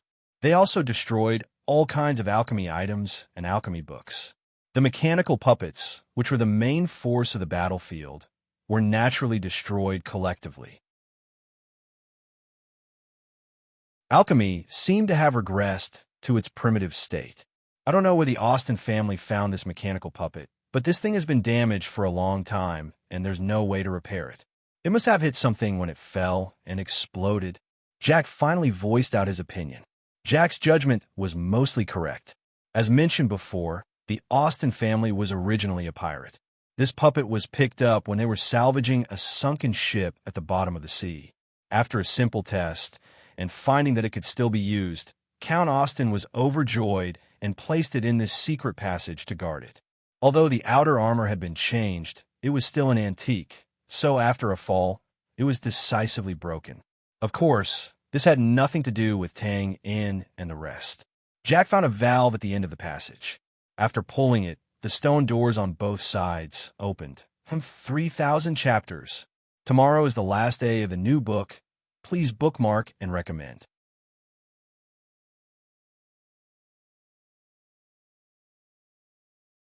Chapter 59. The moment the stone door opened, Tang, In, and Jack unconsciously tensed up.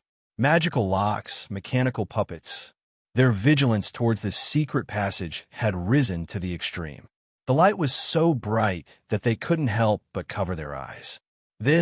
What appeared in front of them, was a luxuriously decorated room. Green jadeite, red coral, and colorful diamonds were everywhere. Even the floor and walls were a dazzling gold. Jack cheered and rushed in. This was undoubtedly a scene that a thief would dream of. Tang was also very excited. He touched his nose. As expected, this is Earl Orstan's taste. Naturally, everyone liked gold and white things, including nobles. However, most nobles cared about taste and background. For example, if you put calligraphy, paintings, and sculptures in the hall, that was called taste. However, if you put a chest of gold, you could only be called a country bumpkin. Earl Orston didn't want to be looked down upon, so he decorated the castle the same as other nobles. However, in this private space, he still changed into his favorite style. Jack had already forgotten his purpose for coming here. He took out a cloth bag to put things in. Clearly, he wanted to get everything in one go. Tang, In hurriedly pulled the red-eyed Jack back. Let's find the account book first. Account book? What account book? Jack was very confused. Tang, In was speechless. Cough, cough. Professional habit. Fortunately, Jack quickly came back to his senses and put down the cloth bag with an embarrassed smile. Although the room was spacious, there weren't many places to put things. Earl Orston wouldn't be so bored as to make another secret passage. Thus, the two rushed to the innermost wooden cabinet. They opened the top drawer. Whoosh! There were 5 rows of fist-sized pearls in a dazzling white light. Jack pulled out the drawer without hesitation and put it on the table. He was clearly going to pack it up and take it away. He opened the second drawer. There was a green book inside. Account book, Jack subconsciously shouted in surprise. Tang, In rolled his eyes. Damn, can't you read? This is clearly the ocean tide mental cultivation method. Cough, cough. Jack's face turned red, and he quickly changed the topic. Ocean tide mental cultivation method? Isn't this the Aston family's advanced battle force mantra? Take it if you want. Tang didn't care about this at all. He had long passed the best age to learn Do Chi and magic. Advanced level or not, it didn't matter to him. Moreover, now that he had the system's blood chi, he naturally wouldn't learn this. Then I'll kindly accept it. Jack put the mental cultivation method into his bosom with a mischievous smile. At this time, Tang In opened the third drawer. A dagger shining with colorful light was lying inside. The body of the dagger was pitch black, with 3 sparkling diamonds inlaid on both sides. What a pity! Fancy! The two of them gave their professional evaluation of the dagger. Jack picked up the dagger and looked it over. He grinned and said, "Prodigal, the entire dagger is made of black meteorite essence. But why did you inlay the diamond to blind the enemy during a sneak attack?" Black meteorite essence was an extremely rare associated ore. A ton of black meteorite essence might not even produce a grain of black meteorite essence the size of a grain of rice. If it was made into a weapon, only a small amount would be needed to cut through gold and jade. If more was added, the effect would be the same, so Jack couldn't be blamed for giving a prodigal evaluation. Moreover, a short weapon like a dagger was more often used for sneak attacks and assassinations. Inlaying this kind of shiny diamond was undoubtedly putting the cart before the horse. The gains didn't make up for the losses. This dagger was carefully placed in the drawer by Duke Aston, which meant that its value was indeed not low. If it appeared in an auction house, it might be sold for a sky-high price by the nobles. However, in the eyes of Tang In and Jack, an assassin and a thief, it was undoubtedly trash. Tang In bent down and pulled out the bottom drawer again. A stitched book appeared in front of the two of them. There was nothing written on the book. Tang In casually flipped it open. On a certain day, transport 300 sets of black iron heavy armor to the Blackbeard pirates. Fee, 25,000 gold coins. On a certain day, transport 50 fox girls from the northern wilderness to Mingguang City. Fee, 20,000 gold coins. On a certain day, transport 1,000 tons of grain flour to the northern wilderness tribes. Fee, 500 war horses. Black accounts, such as the trafficking of armor, human trafficking, secret communication with the enemy, and so on were numerous. From this, it seemed that Duke Aston was a complete smuggling tycoon. This should be it. Done. Tang In happily closed the book. 5 secret passages and 5 thieves. In the end, Tang In's temporary cameo was luckier. Wait a moment. Jack saw that he had found the book and began to carry out his transportation plan. Boom! Jack had just picked up the drawer of pearls when he heard a faint, loud explosion. The ground trembled slightly. This is... The two of them looked at each other and said at the same time, "A magic lock?" Such a loud explosion was undoubtedly a magic lock. It seemed that one of their peers had failed to crack it. "Let's go." Tang In put the book into his pocket and ran out first. Sigh. Jack looked at the room, full of treasures, and stomped his foot. He threw the pearls and some random items into the cloth bag and ran after Tang In. In less than 10 seconds, the two of them rushed out of the secret passage in the study. At this time, they could faintly hear a commotion outside. The guards of the castle were activated. Wait! After Jack rushed out a few steps, he turned back and removed the magic lock. He wrapped it carefully with a cloth and carried it on his back. F***CK, you don't want to live anymore. Tang In saw Jack's actions and shouted in shock. What was the difference between carrying this thing and carrying a bomb? Let's do it.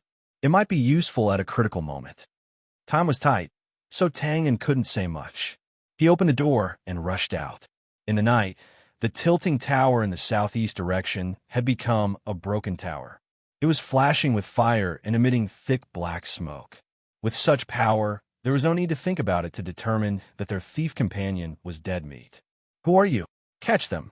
With a few random shouts, Tang In and the others bumped into a group of guards at the corner of the study. Random flower. Before the guards could react from the panic, they saw a beautiful blood-red flower blooming in front of them. Hiss, hiss, hiss. The blood-red flower was instantly shattered. The red sword aura suddenly exploded in the narrow space. Ugh. Uh. People were thrown off their feet. Blood was like a fountain in the courtyard, splashing wantonly. What are you waiting for? Go. Ugh. Jack looked at Tang-un, whose black clothes turned into blood in the blink of an eye. He was shocked. The shouts of the guards just now had obviously attracted attention. When Tang-in and Jack rushed out of the inner residence, they saw torches flickering everywhere. The sound of footsteps and shouts was close at hand. Fortunately, most of the guards were still in the front hall. They wouldn't be able to block them for a while. Run separately. Run separately. Ugh. The two looked at each other and smiled. They cupped their fists and each chose a direction to run in. At this time, the encirclement had not yet been completed. The two had a high chance of breaking through. Tang-in and Jack. One was an assassin and the other was a thief. They were both experts in traveling alone at night.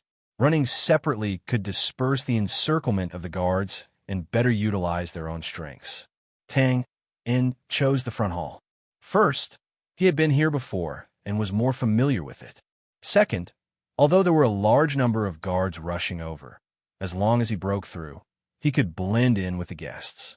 Bowing to thank the readers of Biswalker and Inkstone for their tips, Chidian Chinese website welcomes readers to read. The latest, fastest, and most popular serialized works are all on Chidian Originals.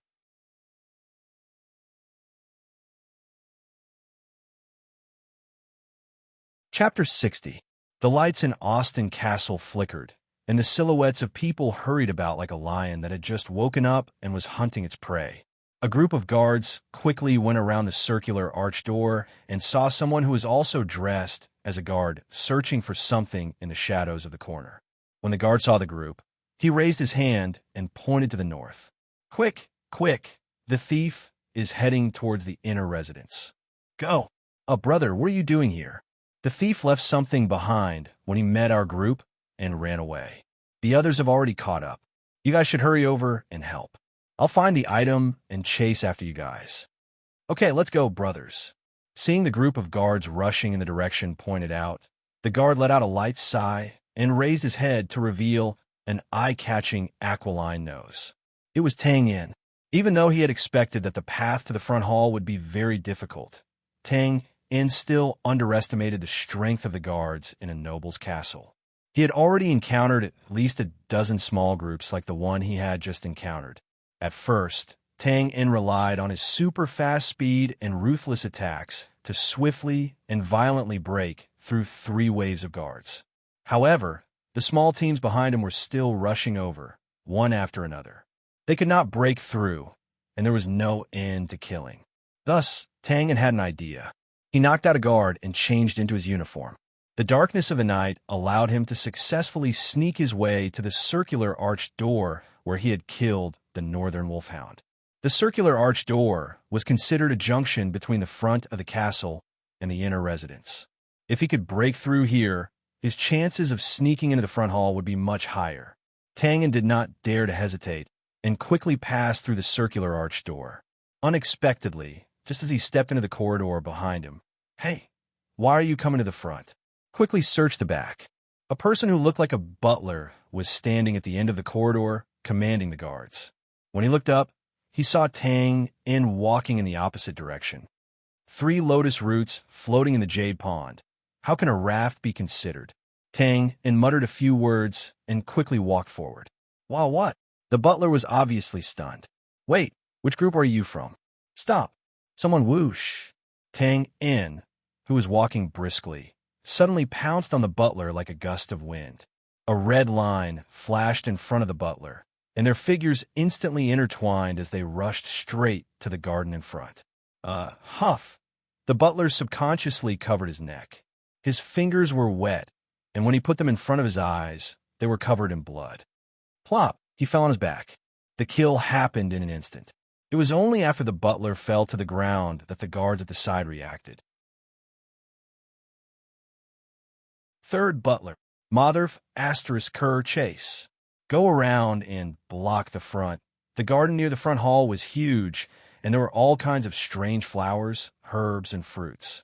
Of course, other than being a place for people to admire, this garden also had a tacit understanding among the nobles. The latter was also the reason why all the noble manors built their gardens next to the reception hall. Imagine discussing life with a romantic girl and a resentful woman under the moonlight. As well as strangers. What a tasteful thing to do. In order for such a tasteless thing to happen smoothly, the garden was naturally built in the most complicated way possible. After all, no one wanted to live while they were enjoying the excitement.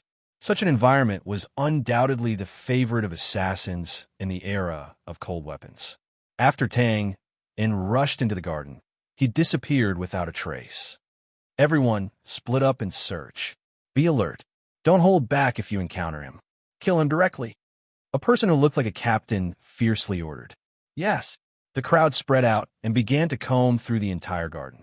The guards drew their swords and carefully parted the flowers. They couldn't afford to hurt precious flowers. Thud, thud. In the south of the garden, two soft sounds came from the bushes at the side. The guards who were searching at the side immediately approached with their swords in hand. When they parted the bushes, it was empty. Phew! The guard breathed a sigh of relief. At this moment, a black shadow suddenly hung down from the tree behind him like a bat. Hiss! Hiss! The frightened cry was suppressed back into his mouth by a large hand, and he felt a chill on his neck. In an instant, he stopped struggling. Tang retracted his dagger and bit in his mouth. He grabbed the shoulder of the guard's corpse with both hands and flipped over the tree. Moments later, Tang slid down the tree and disappeared into the bushes. Similar scenes were happening all over the garden. Ambushes from behind, kills from jumping down from trees, kills from rushing out of the bushes. Tang was like the Grim Reaper walking in the dark night, handing out his sickle again and again, taking away the lost souls and leaving behind warm blood. When the captain realized that his surroundings were getting quieter and that his team members were not responding to his shouts, he realized that something was amiss. How was this a bandit? He was clearly a professional assassin. The captain licked his lips and tightly gripped his sword as he shouted, "Andy? Benson? Brooke? Captain." A voice replied from not far away. It sounded panicked. "Brooke." The captain was overjoyed as he quickly ran over. "Captain, save me." Ah! The short scream came to an abrupt end. "Brooke!" The captain's eyes almost popped out of their sockets. He brandished his red sword and slashed through the bushes as he rushed over. This was an empty space in the middle of a circular flower bed. At this moment, it was empty except for some blood on the ground. Ah! The captain brandished his sword and roared, "Come out. Come out and fight if you have the guts." There was silence all around. "Coward, coward. Are you looking for me? Die." The captain suddenly brandished his sword, and the red sword aura exploded. Boom! The flowers and leaves in the flower bed were all shattered. It was empty. A strong wind came from behind. Ding, ding, ding, chi, chi, chi in the narrow space. Tang crashed into the captain's chest. The afterimages of his dagger were constantly brandished, and blood splattered everywhere. Ah! Bang! After a short exchange, the captain was kicked in the abdomen by Tang. Huff! Huff! The captain tried his best to get up, but he was already powerless to struggle. Tang took a few steps forward and looked at him indifferently. Suddenly, woof, woof, woof. There were many barking sounds not far away. Clearly, the captain's roar had attracted the attention of the other guards. "Ha! Huff! You can't escape. Is that so?" Tang bent down and brandished his sword indifferently. Then, he wiped the captain's body and put away his dagger. Getting up, Tang frowned and looked in the direction of the barking dogs. He had to hurry. It would be troublesome if he was entangled by these dogs. After all, he was one step ahead. A few minutes later, Tang, who had been running all the way, arrived at the front of the garden. Looking around, Tang walked to a tall tree on the left. His clothes were hidden there. So annoying. If I knew, I wouldn't have come. Huh? Tang stopped in his tracks and instantly lowered his body to hide behind the flowers. Why did this voice sound a little familiar? What? You're all ignoring me. I didn't do anything. If you have the ability, go find my second brother. Under the tall tree, beside the flowers, a woman in a fiery red dress kicked the trunk angrily. She can't play with me anymore. Those love-struck idiots. Oomph. Am I not beautiful? Am I not in good shape? Didn't they revolve around me in the past? Well, I'm still bigger. TSK tisk, it's really big. I didn't notice that this B asterisk TCH was so big before. Tang In smacked his lips and secretly commented. This woman was Betsy, who didn't get along with Tang In as soon as they met. But Shia's legs are so long and so white. They feel so smooth. Hee hee, I'm so envious. So long, so white, and so smooth. Big sister, you should leave. I can't stand it anymore. Tang In unconsciously began to imagine according to what Betsy described. Then, he thought of Josiah's beautiful face. Tang In suddenly felt that his blood pressure was a little high. Woof, woof, woof. Oh no. Tang In instantly came back to his senses. Damn, I'm going to be killed by this B asterisk TCH. Huh. Why is there a dog barking? Betsy looked around curiously. Damn, I'm going to fight. Whoosh. The flowers exploded. Tang In quickly rushed out and grabbed Betsy's shoulder. The two of them instantly switched places. Betsy was shocked and was about to scream. Woo-woo.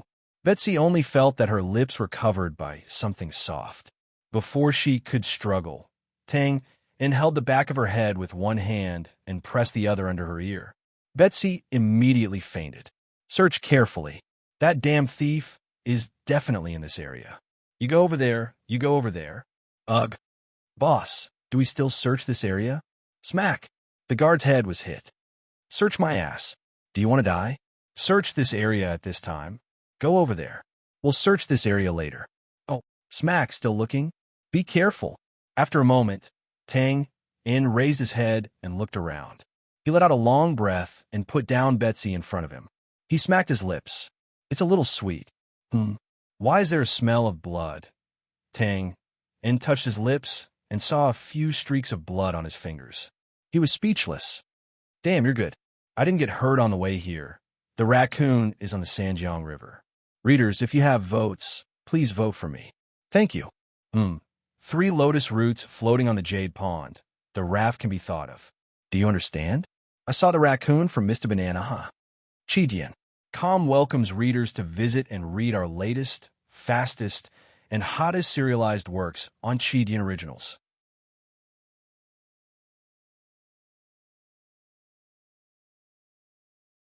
Chapter 61. After changing his clothes, Tang In carried the unconscious Betsy to a tree branch and fixed her in place. He could not help but chuckle to himself when he thought about how terrified the meddlesome woman would be when she woke up. What should I do with this account book? After dealing with Betsy, Tang In could not help but feel troubled about where to place the account book. It was too risky to keep it on him. If he was searched, he would definitely be exposed. But if he did not keep it on him and could not bring it out, wouldn't it be a waste of effort? After a moment's thought, Tang In tore off the first 3 pages of the account book. He then dug a small hole with his dagger and buried the rest. He definitely could not bring the complete account book out. It was too thick. If there were only a few pages, there would be a lot to do. After doing all this, Tang In slowly entered the front hall through the side door. The atmosphere in the hall was very strange. Everyone was whispering to each other. The loud explosion of the magic lock could naturally be heard here. Following that, the guards around the front hall were mobilized. Naturally, it could not be hidden from the observant eyes. Although no one knew what had happened, they could at least be sure that something had happened in the castle. At the front of the hall, Count Austin's face was ashen. Naturally, he knew very well what that explosion meant. At this moment, a person who looked like a butler hurried into the hall and whispered something into Count Austin's ear. After a moment, Count Austin nodded, his expression slightly better. Everyone, Count Austin held the thick cigarette between his fingers. Everyone, the explosion just now was a foolish thief who tried to steal something. Unexpectedly, he triggered the mechanism and caused the explosion. That thief must be repenting in front of the God of Light now. Ha ha. Ha. Even though the joke was very cold, everyone still laughed along. The atmosphere calmed down for a moment. Boom! Just as the atmosphere of the gathering calmed down and everyone's smiles were still hanging on their faces, another huge explosion suddenly rang out. Everyone looked at each other and then turned their gazes to Count Austen. The corner of Count Austen's mouth twitched a few times before he suddenly exploded. Damn it, you're all here to die. Guards, clean up the castle completely and capture these damn bastards. I will personally tie them up and feed them to the sharks. What the F***CK are you still standing here for? Go and find out what happened. His anger finally caused Count Austen to tear off his noble disguise and reveal the face of a bandit leader. Yes. The butler who was yelled at scrambled out of the front hall.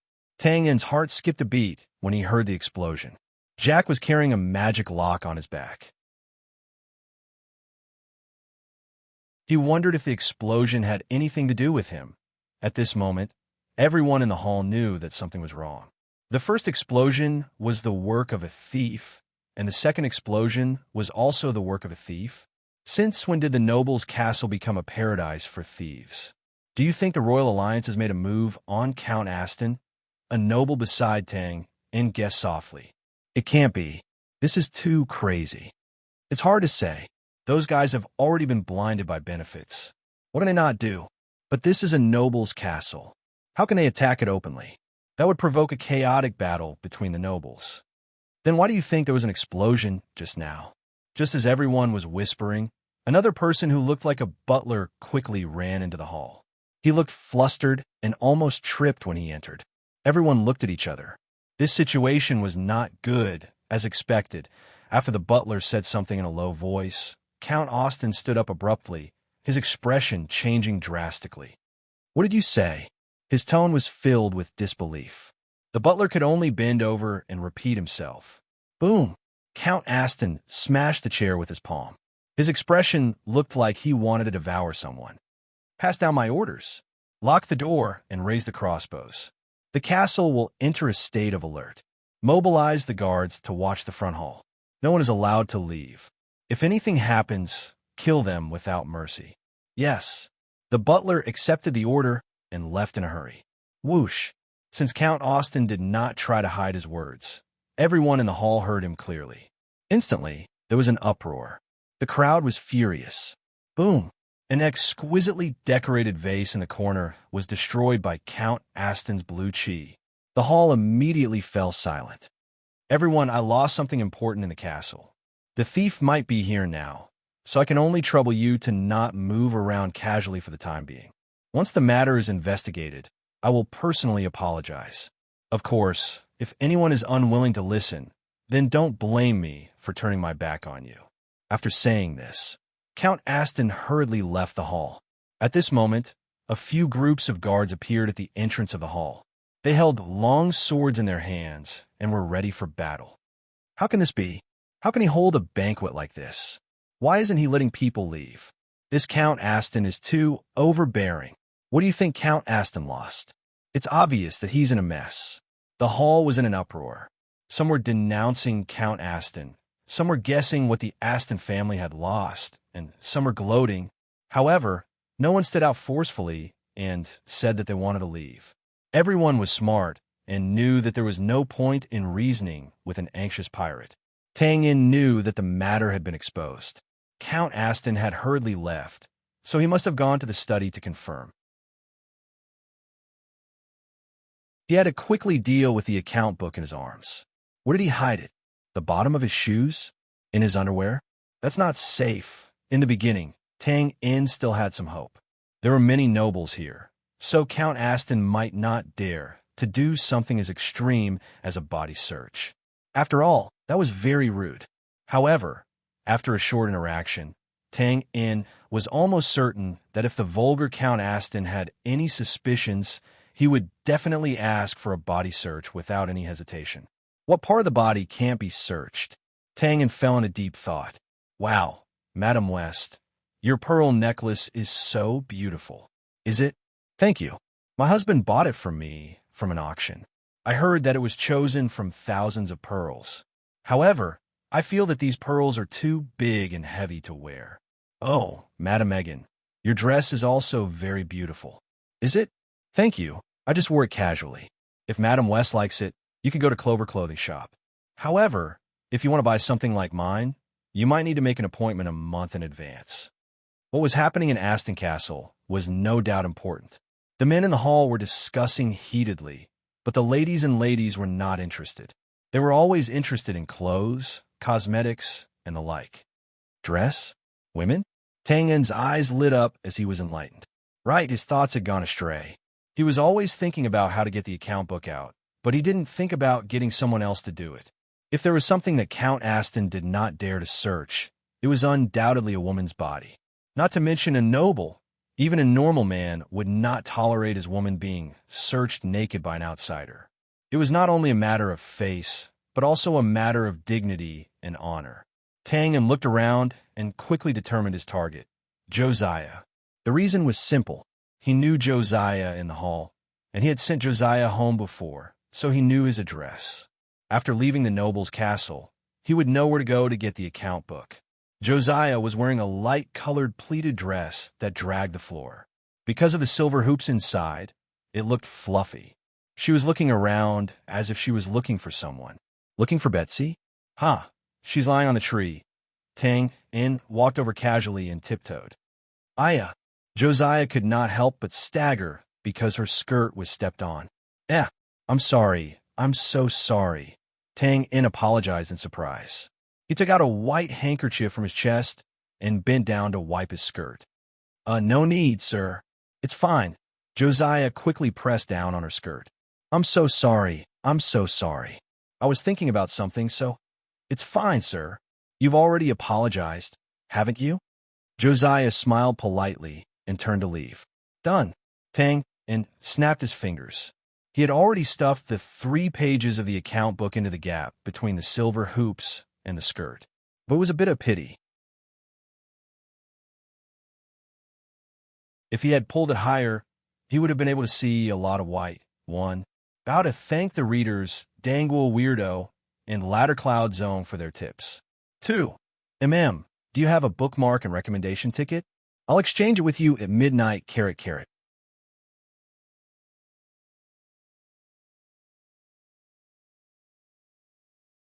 Chapter 62. About 15 minutes later, Count Austin returned to the front hall with a gloomy expression. His slightly red eyes scanned the crowd. Good. I didn't expect a simple gathering of the Austin family to attract so many interesting guests. That's great, but since you're here, don't even think about leaving today. Once I catch you, I'll let you know what it means to live a life worse than death. He gritted his teeth, his murderous intent evident. What do you mean, Count Austin? Are all of us here with ulterior motives? An old noble stood up and said angrily. Count Austin glanced at him. Viscount Anthony, I didn't say that. My guards told me that at least 2 or 3 thieves broke into the front hall from my castle and blended in with you. Then you can search as soon as possible. What's with putting us under house arrest? Of course I'll search, but the thing my family lost is very important. Just in case, I've already sent for professionals to search. Viscount, you'll have to wait a little longer. Wait a little longer? That means we'll be searched as thieves. What a joke. You're obviously humiliating us. If this is considered humiliating, then so be it, Count Austin said indifferently as he found a chair and sat down. I want to duel with you. Viscount Anthony's face was red with anger. He trembled as he was about to take off his white gloves. Duel? Everyone looked at Viscount Anthony, who had 1 foot in the grave, and Count Aston, who was as strong as a bear. Their faces darkened. Naturally, the duel was a farce. Someone had already stopped the old Viscount from getting hot-tempered. Count Austin turned his face to the side, clearly not caring. The crowd looked at Count Austin, who was sitting at the door, and knew they could not leave now. There were naturally people who were angry, but no one was willing to offend this pirate leader. Soon, the professionals Count Austin spoke of arrived. Oh, there's quite a crowd. A brawny man rubbing his red nose walked in. He was slovenly dressed. Good evening, Count Austin. The nobles looked at each other. Bose? It turned out to be him. This was truly professional. Everyone was naturally familiar with Bose. Not only was he a celebrity in Lian City, he was also famous in the entire empire. Not long ago, The entire brand was shocked when he killed hundreds of assassins in one fell swoop. Chief Cavalry Bose, I'm really sorry for calling you so late at night. Perhaps it was because he had a favor to ask, but Count Austin was very polite. I believe my butler has already told you the details. Now that everyone is here, what do you think we should do? You're too kind, your lordship. This is the job of the garrison. Bose glanced at the hall and chuckled. Since everyone is here, there's no need to rush. There are so many nobles here. I should be the first to greet them. After saying that, Bose walked into the crowd and kept bowing. Oh, isn't this Viscount West? Good evening, good evening. TSK, your lordship Viscount Anthony, you don't look too good. You're already so old. Remember to rest more. Things like gatherings should be left to the young. At this moment, the hall was completely silent. Only Bose could be heard greeting nonstop. The nobles could only respond with strange expressions. Ah, thief! Bang! With a face full of smiles, Bose suddenly extended his right fist and smashed it towards the young man in front of him. The man was caught off guard, and his forceful defense was broken through. His chest took a heavy punch, and he flew out. Thief! Bose stepped forward and grabbed the man's right shoulder with his 5 fingers glowing red. The man's reaction was not slow. He quickly lowered his body and shrunk his shoulder in the air. His left hand flicked a dagger towards Bose's fingers. First, as if he had already expected the man's reaction, Bose suddenly shook his wrist. The claw that was originally going for his right shoulder grabbed the man's left wrist and pressed down. Crack, crack, ah! The 10 fingers were connected to the heart, let alone the wrist. The young man immediately screamed in pain. Live, Bose was not going to let him go. He grabbed the man's wrist and used the momentum to kick his knee. Crack! Ah! The man opened his mouth and screamed again. His body rolled on the ground like a mud fish. Good evening, Bose said to the man on the ground with a smile. Mr. Thief, good evening. A sentence was only 8 words, and it only took a moment to say it. But at this moment, a man had an arm and a leg broken. He rolled on the ground miserably and wailed. Everyone looked at Bose, who was still smiling, and couldn't help but gulp. Their bodies were cold as if they had fallen into an ice cave. How rude. You should reply to me with good evening, you know. Although I was woken up from a beautiful dream, I'm not in a good mood at all. Bose lifted the young man on the ground with one hand and used the other to grab the ice in the wine glass next to him. He rubbed it on the latter's face. In just a moment, the originally fair-skinned young man turned into a middle-aged man with many wrinkles. TSK, with your disguise, you still dare to pretend? Wise shook his head and wiped his hand with a napkin. Bang, bang. Just as everyone was shocked by Bose's methods, a man in a luxurious purple velvet robe suddenly rushed out from the side door of the front hall with a short sword in his hand. In just a moment, he broke through the guards by the door and was about to rush out of the hall. Suddenly, a green spear whistled in from outside the door and aimed at the man's heart. Ding! The man in purple swung his sword to block, and his sword hit the tip of the spear. However, even though he managed to block the attack, his charging figure came to a halt. Hiss, hiss, hiss, the green light on the green spear flowed like water. The tip of the spear pierced through the air and scattered a dense number of spear shadows, almost blocking the entire side door. Ding, ding, ding. The sound of clashing continued. The spear had the natural advantage of attacking from distance. In addition, the spear user's spear skills were flawless. Therefore, the man in purple could only helplessly be forced back into the hall. Needless to say, everyone knew that the man in purple was also a thief. He must have been frightened by Bose's thunder and wanted to leave the front hall to find other ways to escape. Who would have thought that he would be stopped by the person outside the door, and now he was forced back into the hall. Ding, with a soft sound, the man in purple, who was panicking, had his short sword knocked to the ground. Before he could react, a cold light was already at his throat. A few guards quickly came in from outside and tied the man in purple to the ground. When he wiped his face, it was indeed a disguise. The originally noble young man had instantly turned into a sallow middle-aged man. At this time, the spear outside the door was withdrawn, and a vigorous middle-aged man came in. It was Bose's best partner, Bugnes. It's him. Tangen's heart skipped a beat. It was not going to be easy today. In fact, Bose and Bugnes had already fought with Tangen. Against Bose, Tang and had almost no chance of winning. Against Bugnes, although Tang and had successfully broken out of the encirclement at the Flame Dragon Union's encampment last time, that was mostly luck. Now that the two of them were in the hall, Tang and could only pray that his disguise could fool Bose's eyes. Otherwise, he would definitely follow in the footsteps of the previous two thieves. At this time, Bose was still enthusiastically greeting them one by one. However, the people he greeted were obviously more careful. No one wanted to be punched for no reason, right? Not long after, Bose arrived not far from Tangen. His nose twitching a few times, Bose suddenly stepped over a noble who was about to accept his greeting and arrived in front of Tangen. "Good evening. Your Excellency looks a little unfamiliar. How should I address you?" You're tuning in to the Warrior Lore YouTube channel. Don't forget to subscribe and join us on this journey to catch the most captivating stories.